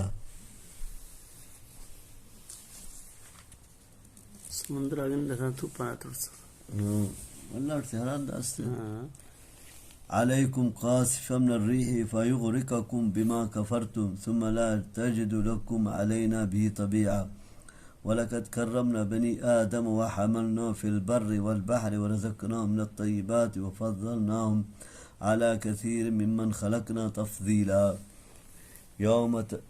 يوم ندعو كل أناس بإمامهم فمن أوتي كتابه بيمينه فأولئك يقرؤون كتابهم ولا يظلمون فتيلا ومن كان في هذه أعمى فهو في الآخرة أعمى وأضل سبيلا وإن كادوا ليفتنونك عن الذي أوحينا إليك لتفتري علينا غيره وإذا لاتخذوك خليلا ولولا أن ثبتناك لقد كدت تركن إليهم شيئا قليلا إذا لأذقناك ضعف الحياة وضعف الممات ثم لا تجد لك علينا نصيرا۔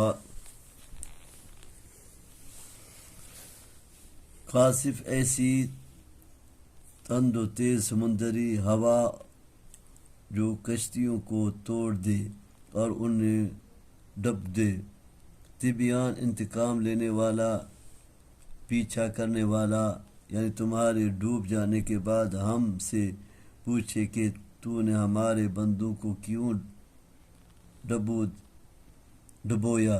مطلب یہ ہے کہ ایک مرتبہ سمندر سے بے خیریت نکلنے کے بعد کیا تمہیں دوبارہ سمندر میں جانے کی ضرورت پیش نہیں آئے گی، اور وہاں وہ تمہیں گرداب بلا میں نہیں پھنسا سکتا۔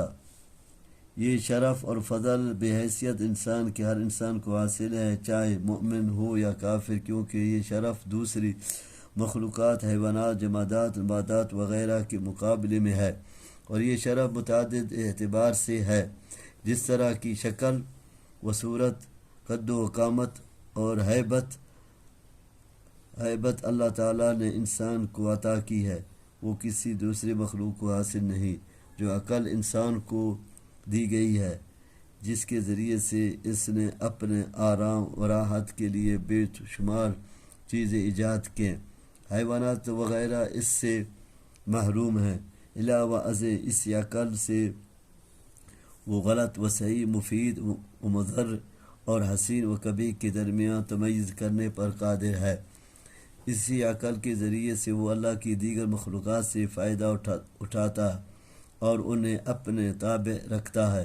اسی عقل و شعور سے وہ ایسی عمارتیں تعمیر کرتا، ایسے لباس ایجاد کرتا اور ایسی چیزیں تیار کرتا ہے جو اسے گرمی کی حرارت سے اور سردی کی برودت سے اور موسم کی دیگر شدائدوں سے محفوظ رکھتی ہیں۔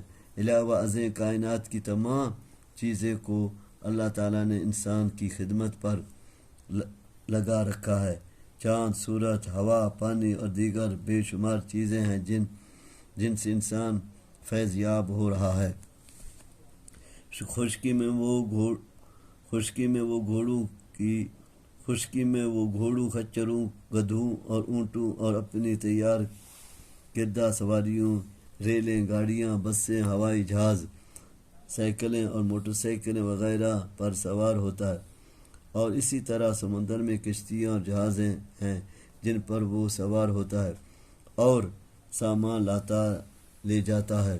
انسان کی خوراک کے لیے جو غلہ جات، میوے اور پھل اس نے پیدا کیے ہیں اور ان میں جو لذتیں، ذائقے اور قوتیں رکھے ہیں، انواع و اقسام کے یہ کھانے، یہ لذیذ مرغوب پھل اور یہ قوت بخش اور مفرح مرکبات، مشروبات اور خمیریں اور معجونات انسان کے علاوہ اور کس مخلوق کو حاصل ہیں؟ مذکورہ تفسیر سے انسان کی بہت سی مخلوقات پر فضیلت اور برتری واضح ہے۔ امام کے معنی پیشوا، لیڈر اور قائد کے ہیں۔ یہاں اس سے کیا مراد ہے؟ اس میں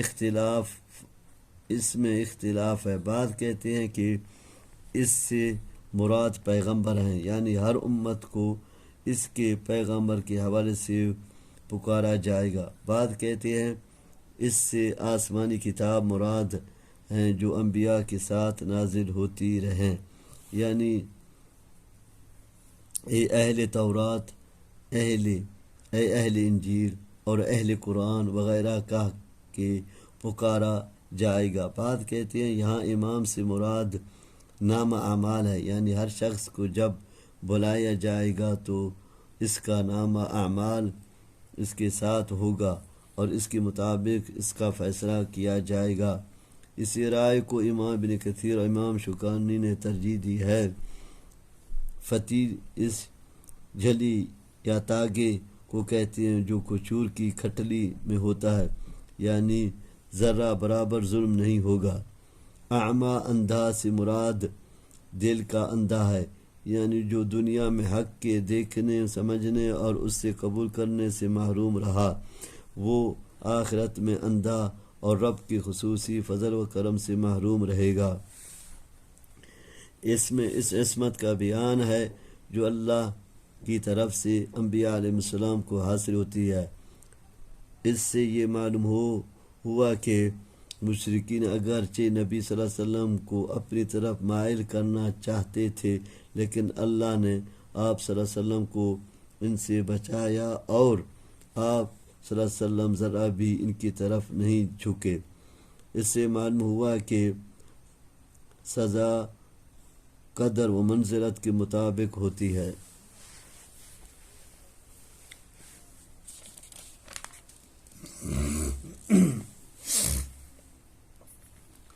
وَإِنْ كَادُوا لَيَسْتَفِزُّونَكَ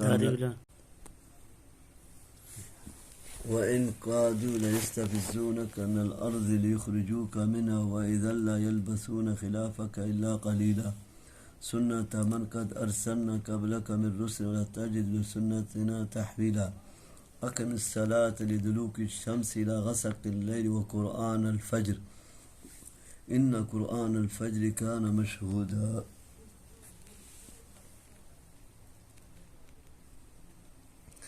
وَمِنَ اللَّيْلِ فَتَهَجَّدْ بِنَافِلَةٍ لَكَ عَسَىٰ أَنْ يَبْعَثَكَ رَبُّكَ مَقَامًا مَحْمُودًا وَقُلْ رَبِّ أَدْخِلْنِي مُدْخَلَ صِدْقٍ وَأَخْرِجْنِي مُخْرَجَ صِدْقٍ وَاجْعَل لِّي مِن لَّدُنكَ سُلْطَانًا نَصِيرًا۔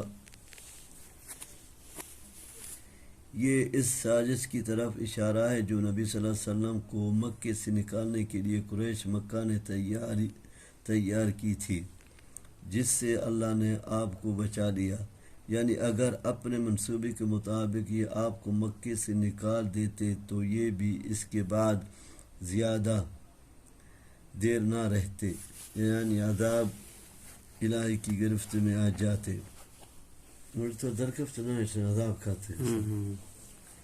یعنی یہ دستور پرانا چلا آ رہا ہے جو آپ صلی اللہ علیہ وسلم سے پہلے رسولوں کے لیے بھی برتا جاتا رہا ہے کہ جب ان کی قوموں نے انہیں اپنے وطن سے نکال دیا یا انہیں نکلنے پر مجبور کر دیا تو پھر وہ قومیں بھی اللہ کے عذاب سے محفوظ نہ رہے۔ چنانچہ اہل مکہ کے ساتھ بھی یہی ہوا کہ رسول اللہ صلی اللہ علیہ وسلم کی ہجرت کے 1.5 سال بعد ہی میدان بدر میں وہ عبرتناک ذلت و شکست دوچار ہوئے، اور 6 سال بعد 8 ہجری میں مکہ ہی فتح ہو گیا، اور اس ذلت و ہزیمت کے بعد وہ سر اٹھانے کے قابل نہ رہے۔ دلو کے معنی زوال، آفتاب ڈھلنے کے، اور غسق کے معنی تاریکی کے ہیں۔ آفتاب کے ڈھلنے کے بعد ظہر اور عصر کی نماز اور رات کی تاریکی تک سے مراد مغرب اور عشاء کی نمازیں ہیں، اور قرآن الفجر سے مراد فجر کی نماز ہے۔ قرآن نماز کے بعد معنی میں ہے۔ اس کو قرآن سے اس لیے تعبیر کیا گیا ہے کہ فجر میں قرات لمبی ہوتی ہے۔ اسی طرح اس آیات میں 5 فرض نمازوں کا اجمالی ذکر آ جاتا ہے، جن کی تفسیر احادیث میں ملتی ہے، اور جو امت کے عملی تواتر سے بھی ثابت ہے۔ یعنی اس وقت تک فرشتے حاضر ہوتے ہیں، بلکہ دن کے فرشتوں اور رات کے فرشتوں کا اجتماع ہوتا ہے، جیسا کہ حدیث میں ہے۔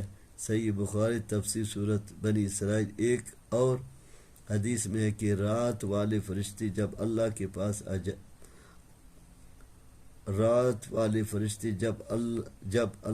پاس جاتے ہیں تو اللہ تعالیٰ ان سے پوچھتا ہے، حالانکہ وہ خود خوب جانتا ہے تم نے میرے بندوں کو کس حال میں چھوڑا۔ فرشتے کہتے ہیں کہ جب ہم ان کے پاس گئے تھے اس وقت بھی وہ نماز پڑھ رہے تھے، اور جب ہم ان کے پاس سے آئے ہیں تو انہیں نماز پڑھتے ہوئے ہی چھوڑ کر آئے ہیں۔ بعد کہتے ہیں تہجد ازدیاد میں سے ہے، جس کے معنی سونے کے بھی ہیں اور نیند سے بیدار ہونے کے بھی، اور یہاں یہی دوسرے معنی ہے کہ رات کو سو کر اٹھیں اور نوافل پڑھیں۔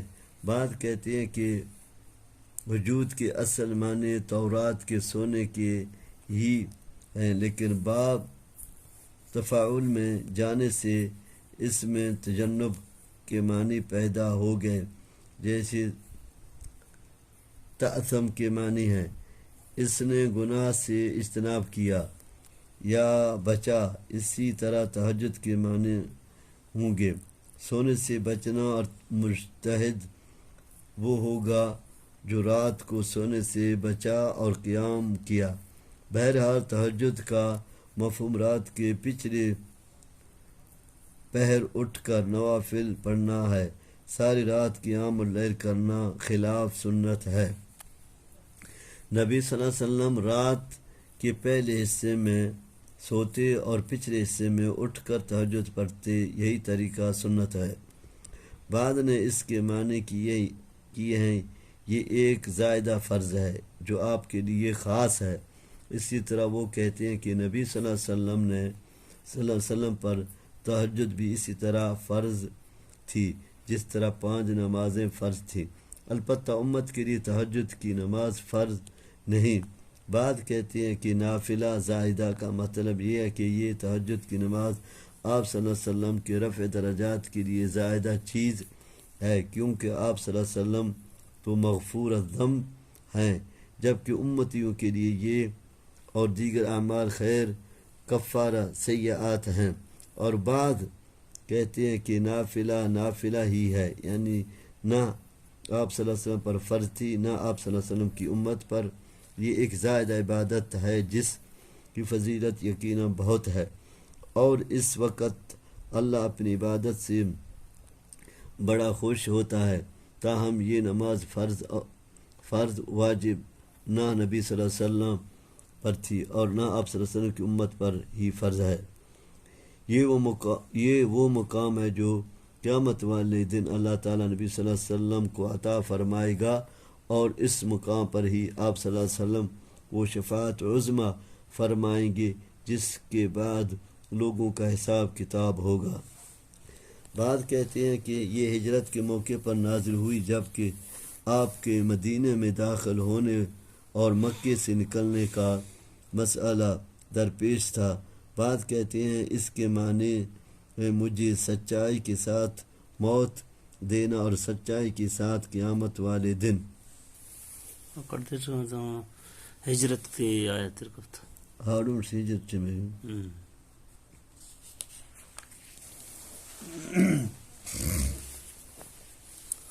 وَقُلْ جَاءَ الْحَقُّ وَزَهَقَ الْبَاطِلُ إِنَّ الْبَاطِلَ كَانَ زَهُوقًا وَنُنَزِّلُ مِنَ الْقُرْآنِ مَا هُوَ شِفَاءٌ وَرَحْمَةٌ لِّلْمُؤْمِنِينَ وَلَا يَزِيدُ الظَّالِمِينَ إِلَّا خَسَارًا وَإِذَا أَنْعَمْنَا عَلَى الْإِنسَانِ أَعْرَضَ وَنَأَىٰ بِجَانِبِهِ وَإِذَا مَسَّهُ الشَّرُّ كَانَ يَئُوسًا قُلْ كُلٌّ يَعْمَلُ عَلَىٰ شَاكِلَتِهِ فَرَبُّكُمْ أَعْلَمُ بِمَنْ هُوَ أَهْدَىٰ سَبِيلًا وَيَسْأَلُونَكَ عَنِ الرُّوحِ قُلِ الرُّوحُ مِنْ أَمْرِي وَمَا أُوتِيتُم مِّنَ الْعِلْمِ إِلَّا قَلِيلًا وَلَئِنْ شِئْنَا لَنَذْهَبَنَّ بِالَّذِي أَوْحَيْنَا إِلَيْكَ ثُمَّ لَا تَجِدُ لَكَ بِهِ عَلَيْنَا وَكِيلًا إِلَّا رَحْمَةً مِّن رَّبِّكَ إِنَّ فَضْلَهُ كَانَ عَلَيْكَ كَبِيرًا قُل لَّئِنِ اجْتَمَعَتِ الْإِنسُ وَالْجِنُّ عَلَىٰ أَن يَأْتُوا بِمِثْلِ هَٰذَا الْقُرْآنِ لَا يَأْتُونَ بِمِثْلِهِ وَلَوْ كَانَ بَعْضُهُمْ لِبَعْضٍ ظَهِيرًا وَلَقَدْ صَرَّفْنَا لِلنَّاسِ فِي هَٰذَا الْقُرْآنِ مِنْ كُلِّ مَثَلٍ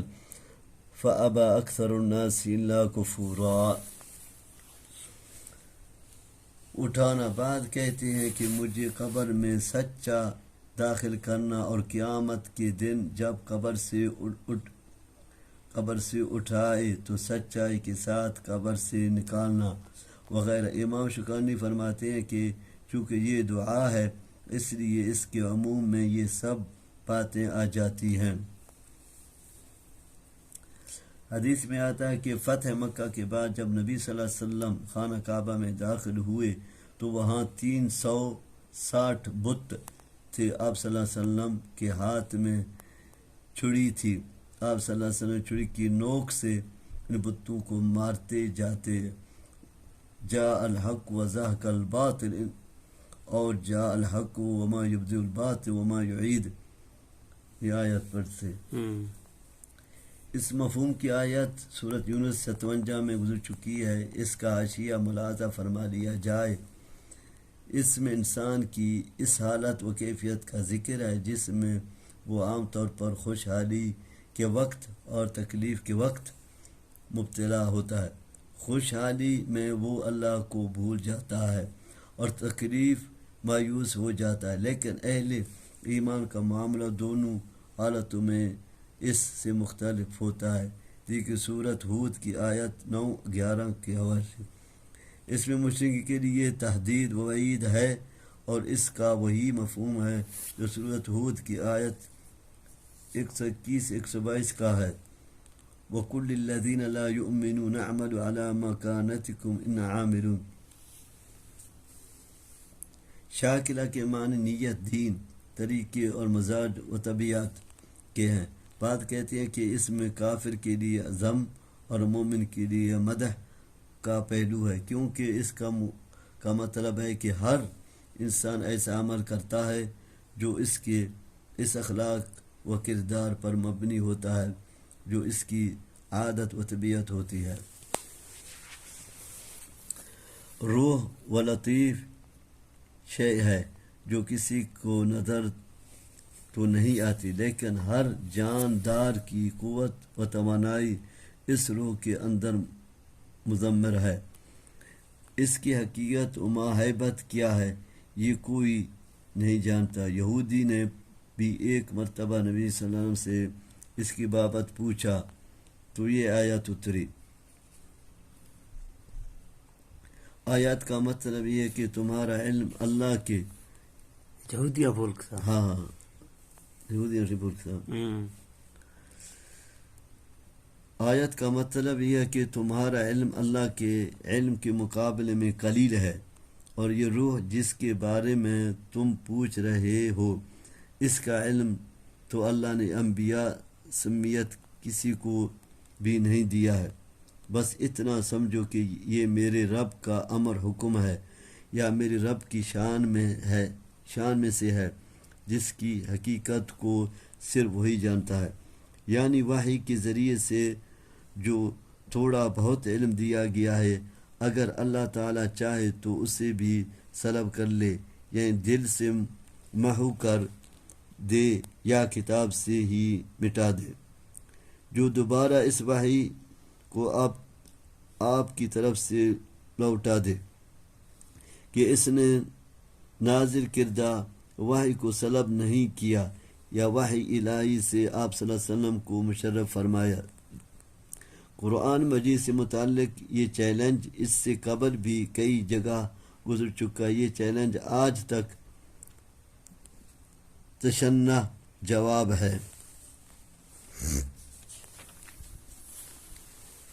وَقَالُوا لَن نُّؤْمِنَ لَكَ حَتَّى تَفْجُرَ لَنَا مِنَ الْأَرْضِ يَنبُوعًا أَوْ تَكُونَ لَكَ جَنَّةٌ مِّن نَّخِيلٍ وَعِنَبٍ فَتُفَجِّرُ الْأَنْهَارَ خِلَالَهَا تَفْجِيرًا أَوْ تُسْقِطِ السَّمَاءَ كَمَا زَعَمْتَ عَلَيْنَا كِسَفًا أَوْ تَأْتِيَ بِاللَّهِ وَالْمَلَائِكَةِ قَبِيلًا أَوْ يَكُونَ لَكَ بَيْتٌ مِّن زُخْرُفٍ أَوْ تَرْقَىٰ فِي السَّمَاءِ وَلَن نُّؤْمِنَ لِرُقِيِّكَ حتى تنزل علينا كتابا نقرأه قل سبحان ربي هل كنت إلا بشرا رسولا وما منع الناس أن يؤمنوا إذ جاءهم الهدى إلا أن قالوا أبعث الله بشرا رسولا قل لو كان في الأرض ملائكة يمشون مطمئنين لنزلنا عليهم من السماء ملكا رسولا قل كفى بالله شهيدا بيني وبينكم إنه كان بعبادي خبيرا بصيرا ومن يهد الله فهو المهتدي ومن يضلل فلن تجد لهم أولياء من دونه ولا نحشرهم يوم القيامة على وجوه عميا وبكما وصما مأواهم جهنم كلما خبت زدناهم سعيرا. یہ آیت اسی صورت کے شروع میں بھی گزر چکی ہے. ایمان لانے کے لیے قریش مکہ نے یہ مطالبہ پیش کیے، یعنی ہمارے روبرو آ کر کھڑے ہو جائیں اور ہم انہیں اپنی آنکھوں سے دیکھیں. زخرف ان کے اصل معنی زینت کے ہیں. مزخرف کے مزین چیز کو کہتے ہیں، لیکن یہاں اس کے معنی سونے کے ہیں، یعنی ہم سے ہر شخص اسے صاف صاف خود پڑھ کر سکتا ہو.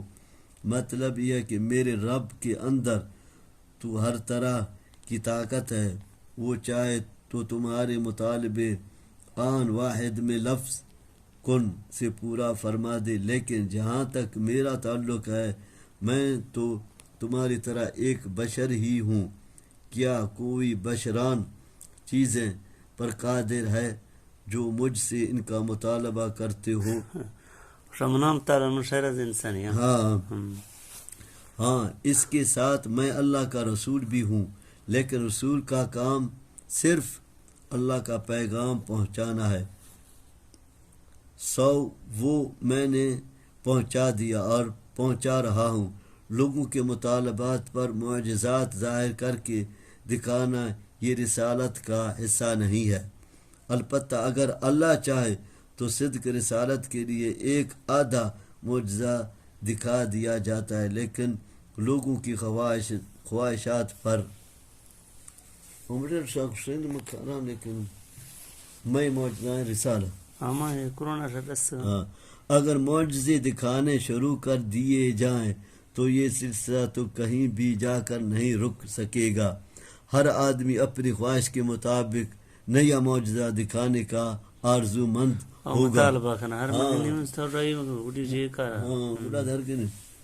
ہوگا اور رسول پھر اسی کام پر لگا رہے گا. تبلیغ و دعوت کا اصل کام ٹھپ ہو جائے گوڈا مشین رسالت بند بھی. اس لیے معجزات کا صدور صرف اللہ کی مشیت سے ہی ممکن ہے، اور اس کی مشیت اس کی حکمت مصلحت کے مطابق ہوتی ہے، جس کا علم اس کے سوا کسی کو نہیں. میں بھی اس کی مشیت میں دخل اندازی کا مجاز نہیں. یعنی کسی انسان کا رسول ہونا کفر و مشرکین کے لیے سخت تعجب کی بات تھی.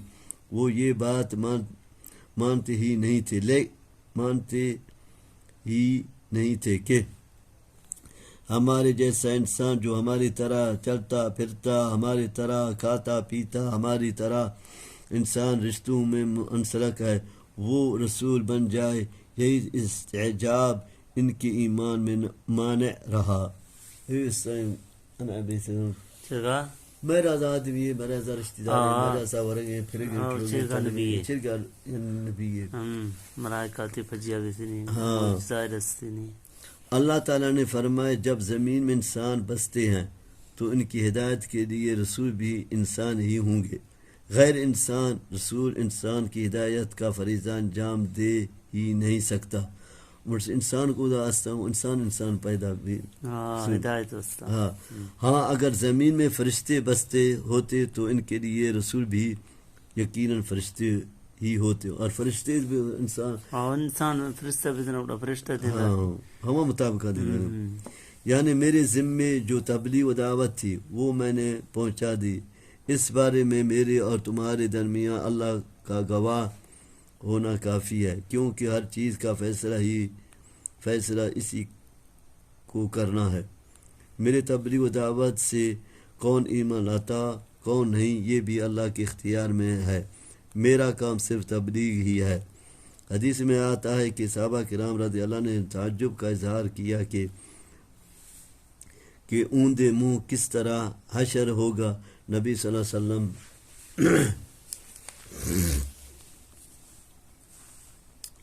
ذلك جزاؤهم بأنهم كفروا بآياتنا وقالوا أئذا كنا عظاما ورفاتا أئنا لمبعوث خلقا جديدا أولم يروا أن الله الذي خلق السماوات والأرض قادر على أن يخلق مثلهم وجعل لهم أجلا لا ريب فيه فأبى الظالمون إلا كفورا.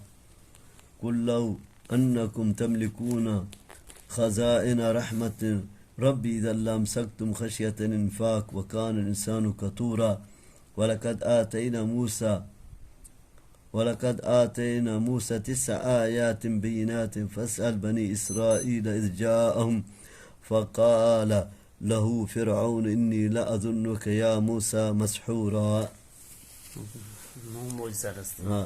رسول اللہ صلی اللہ علیہ وسلم نے فرمایا جس اللہ نے ان کو پیروں سے چلنے کی قوت عطا کیا وہ اس بات پر بھی قادر ہے کہ انہیں منہ کے بل جلا دے.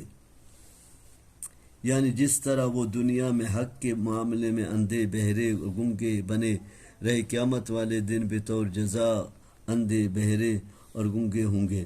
یعنی جہنم یہ سزا ان کو اس لیے دی جائے گی کہ انہوں نے ہماری نازل کردہ آیات کی تصدیق نہیں کی اور کائنات میں پیدا ہوئی تکوینی آیات پر غور فکر نہیں کیا، جس کی وجہ سے انہوں نے وقوع قیامت اور بعث بعد الموت کو محال خیال کیا اور کہا کہ ہڈیاں اور ریزہ ہو جانے کے بعد ہمیں ایک نئی پیدائش کس طرح مل سکتی ہے. اللہ نے ان کے جواب میں فرمایا کہ جو اللہ آسمان اور زمین کا خالق ہے وہ ان جیسی کی پیدائش یا دوبارہ انہیں زندگی دینے پر بھی قادر ہے، کیونکہ یہ تو آسمان زمین کی تخلیق سے زیادہ آسان ہے. لا خلق السماوات والارض اکبر من خلق الانسان. آسمان و زمین کی پیدائش انسان کی تخلیق سے زیادہ بڑا اور مشکل کام ہے. یہ مضمون کو اللہ تعالیٰ نے سورۃ احقاف 33 میں اور سورۃ یاسین 21-22 میں بھی بیان فرمایا ہے. اس اجل وقت مقرر سے مراد موت یا قیامت ہے. یہاں سیاہ کلام کے اعتبار سے قیامت مراد لینا زیادہ صحیح ہے.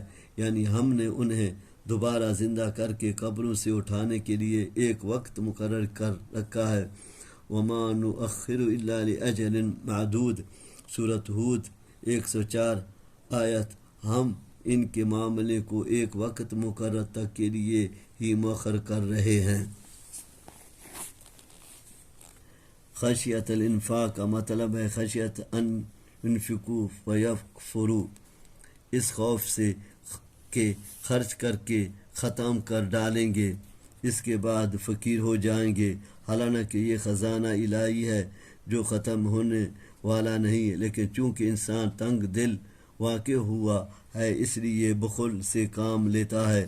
دوسرے مقام پر اللہ تعالیٰ نے فرمایا ام لہم نصیب من الملک فإذا لا يؤتون الناس نکیرا، سورۃ النساء 153 آیت، یعنی ان کو اگر اللہ کی بادشاہی میں سے کچھ حصہ مل جائے تو یہ لوگوں کو کچھ نہ دیں۔ نکیر کھجور کی کھٹلی میں جو گھڑا ہوتا ہے اس کو کہتے ہیں، یعنی تل برابر بھی کسی کو نہ دیں۔ یہ تو اللہ تعالیٰ کا مہربانی اور اس کا فضل و کرم ہے کہ اس نے اپنے خزانوں کے منہ لوگوں کے لیے کھولے ہوئے ہیں، جس طرح حدیث میں ہے اللہ کے ہاتھ بھرے ہوئے ہیں اور وہ رات دن خرچ کرتا ہے لیکن اس میں کوئی کمی نہیں آتی۔ ذرا دیکھو تو صحیح، جب آسمان و زمین اس نے پیدا کیے ہیں کس قدر خرچ کیا ہوگا، لیکن اس کے ہاتھ میں جو کچھ ہے اس میں کمی نہیں، وہ بھرے کے بھرے ہیں۔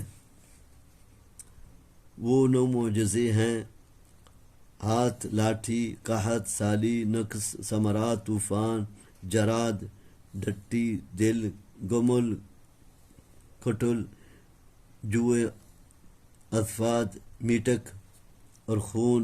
امام حسن بصری کے کہتے ہیں کہ قحط، سالی اور نقص ثمرات ایک ہی چیز ہے، اور 9واں معجزہ لاٹھی کا جادوگروں کی شبادہ بازی کو نکل جانا ہے۔ حضرت موسیٰ علیہ السلام کو ان کے علاوہ بھی معجزات دیے گئے تھے، مثلا لاٹھی کا پتھر پر مارنا جس سے 12 چشمے ظاہر ہو گئے تھے، بادلوں کا سایہ کرنا، من و سلوہ وغیرہ۔ لیکن یہاں آیت 9 سے صرف وہی 9 معجزات مراد ہیں جن کا مشاہدہ فرعون اور اس کی قوم نے کیا۔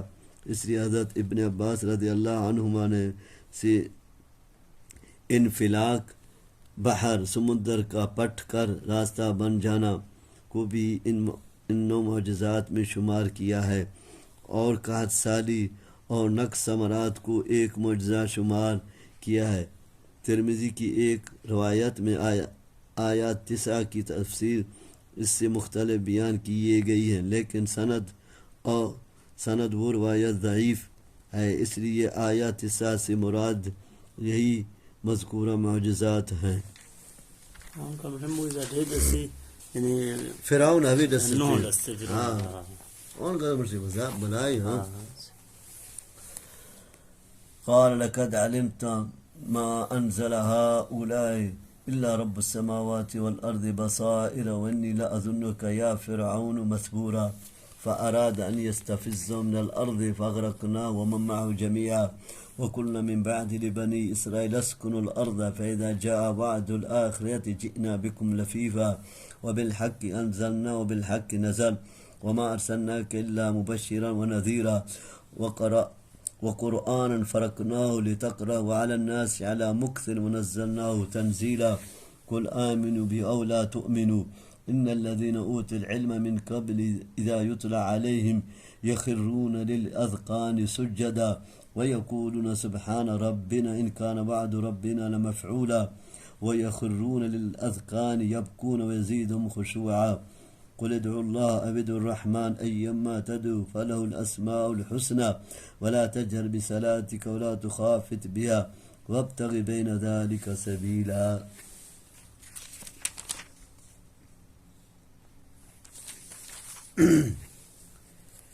بظاہر اس سرزمین سے مراد مصر ہے، سے فرعون نے موسیٰ علیہ السلام اور ان کی قوم کو نکالنے کا ارادہ کیا تھا، مگر تاریخ بنی اسرائیل کی شہادت یہ ہے کہ وہ مصر سے نکلنے کے بعد دوبارہ مصر نہیں گئے، بلکہ 40 سال میدان تیہ میں گزار کر فلسطین میں داخل ہوئے۔ اس کی شہادت سورۃ اعراف وغیرہ میں قرآن کے بیان سے بھی ملتی ہے، اس لیے صحیح یہی ہے کہ اس سے مراد فلسطین کی سرزمین ہے، یعنی بحفاظت آپ تک پہنچ گیا۔ اس میں راستے میں کوئی کمی پیشی اور کوئی تبدیلی اور آزمائش نہیں کی گئی، اس لیے کہ اس کے لانے والا فرشتہ شدید القوہ امین المکین اور مطاع فی الملأ الاعلی ہے۔ یہ وہ صفات ہیں جو حضرت جبرائیل علیہ السلام کے متعلق قرآن میں بیان کی گئی ہیں، مبشر اطاعت گزار مومن کے لیے اور نذیر نافرمان کے لیے۔ فرقنا کے ایک دوسرے معنی بینا و اوضحنا، ہم نے اسے کھول کر یا وضاحت سے بیان کر دیا ہے بھی کہی گئی ہیں،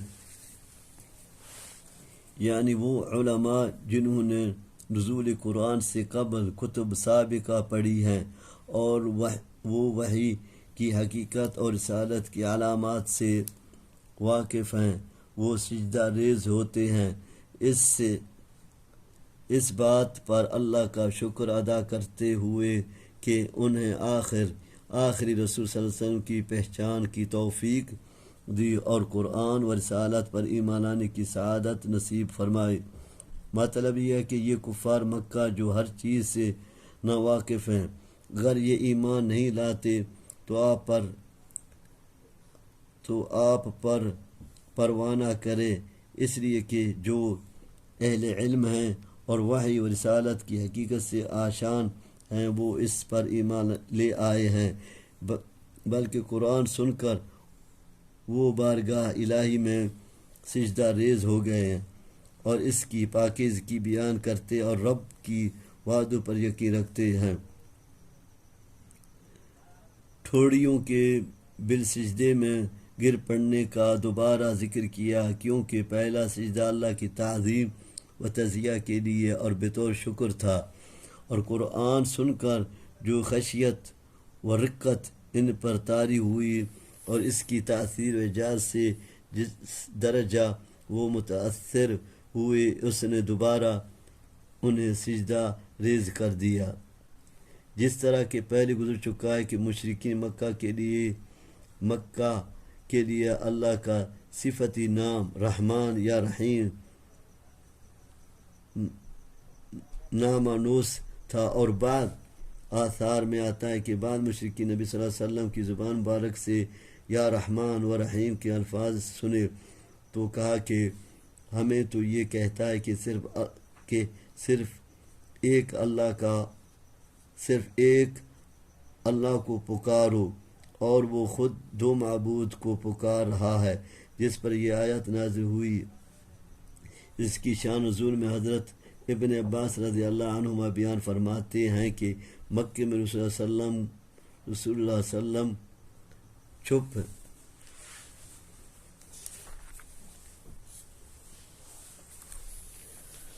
وَقُلْ الْحَمْدُ لِلَّهِ الَّذِي لَمْ يَتَّخِذْ وَلَدًا وَلَمْ يَكُنْ لَهُ شَرِيكٌ فِي الْمُلْكِ وَلَمْ يَكُنْ لَهُ وَلِيٌّ مِّنَ الذُّلِّ وَكَبِّرْهُ تَكْبِيرًا کرتے رہتے تھے۔ جب اپنے ساتھیوں کو نماز پڑھاتے تو آواز قدر بلند فرما لیتے۔ مشرکین قرآن سن کر قرآن کو اور اللہ کو سب و شتم کرتے۔ اللہ تعالیٰ نے فرمایا اپنی آواز کو اتنا اونچا نہ کرو کہ مشرکین سن کر قرآن کو برا بھلا کہیں، اور نہ آواز اتنی پست کرو کہ صحابہ رضی اللہ بھی نہ سن سکیں۔ خود نبی صلی اللہ علیہ وسلم کا واقعہ کہ ایک رات نبی صلی اللہ علیہ وسلم کا گزر حضرت ابوبکر صدیق رضی اللہ کی طرف سے ہوا تو دیکھا کہ وہ پست آواز سے نماز پڑھ رہے ہیں، پھر حضرت عمر رضی اللہ کو بھی دیکھنے کا اتفاق ہوا تو وہ اونچی آواز سے نماز پڑھ رہے تھے۔ آپ صلی اللہ علیہ وسلم دونوں سے پوچھا تو حضرت ابوبکر صدیق رضی اللہ نے فرمایا میں جس سے مصروف مناجات تھا وہ میری آواز سن رہا تھا۔ حضرت عمر رضی اللہ نے جواب دیا کہ میرا مقصد سوتوں کو جگانا اور شیطان کو بھگانا تھا۔ آپ صلی اللہ علیہ وسلم نے صدیق اکبر رضی اللہ سے فرمایا اور اپنی آواز قدر سے بلند کر ہاں، اور حضرت عمر رضی اللہ عنہ سے کہا اپنی آواز کچھ پست رکھو۔ ہاں، حضرت عائشہ رضی اللہ فرماتی ہیں کہ یہ آیت دعا کے بارے میں نازل ہوئی ہے۔ بخاری و مسلم حوالہ فتح القدیر۔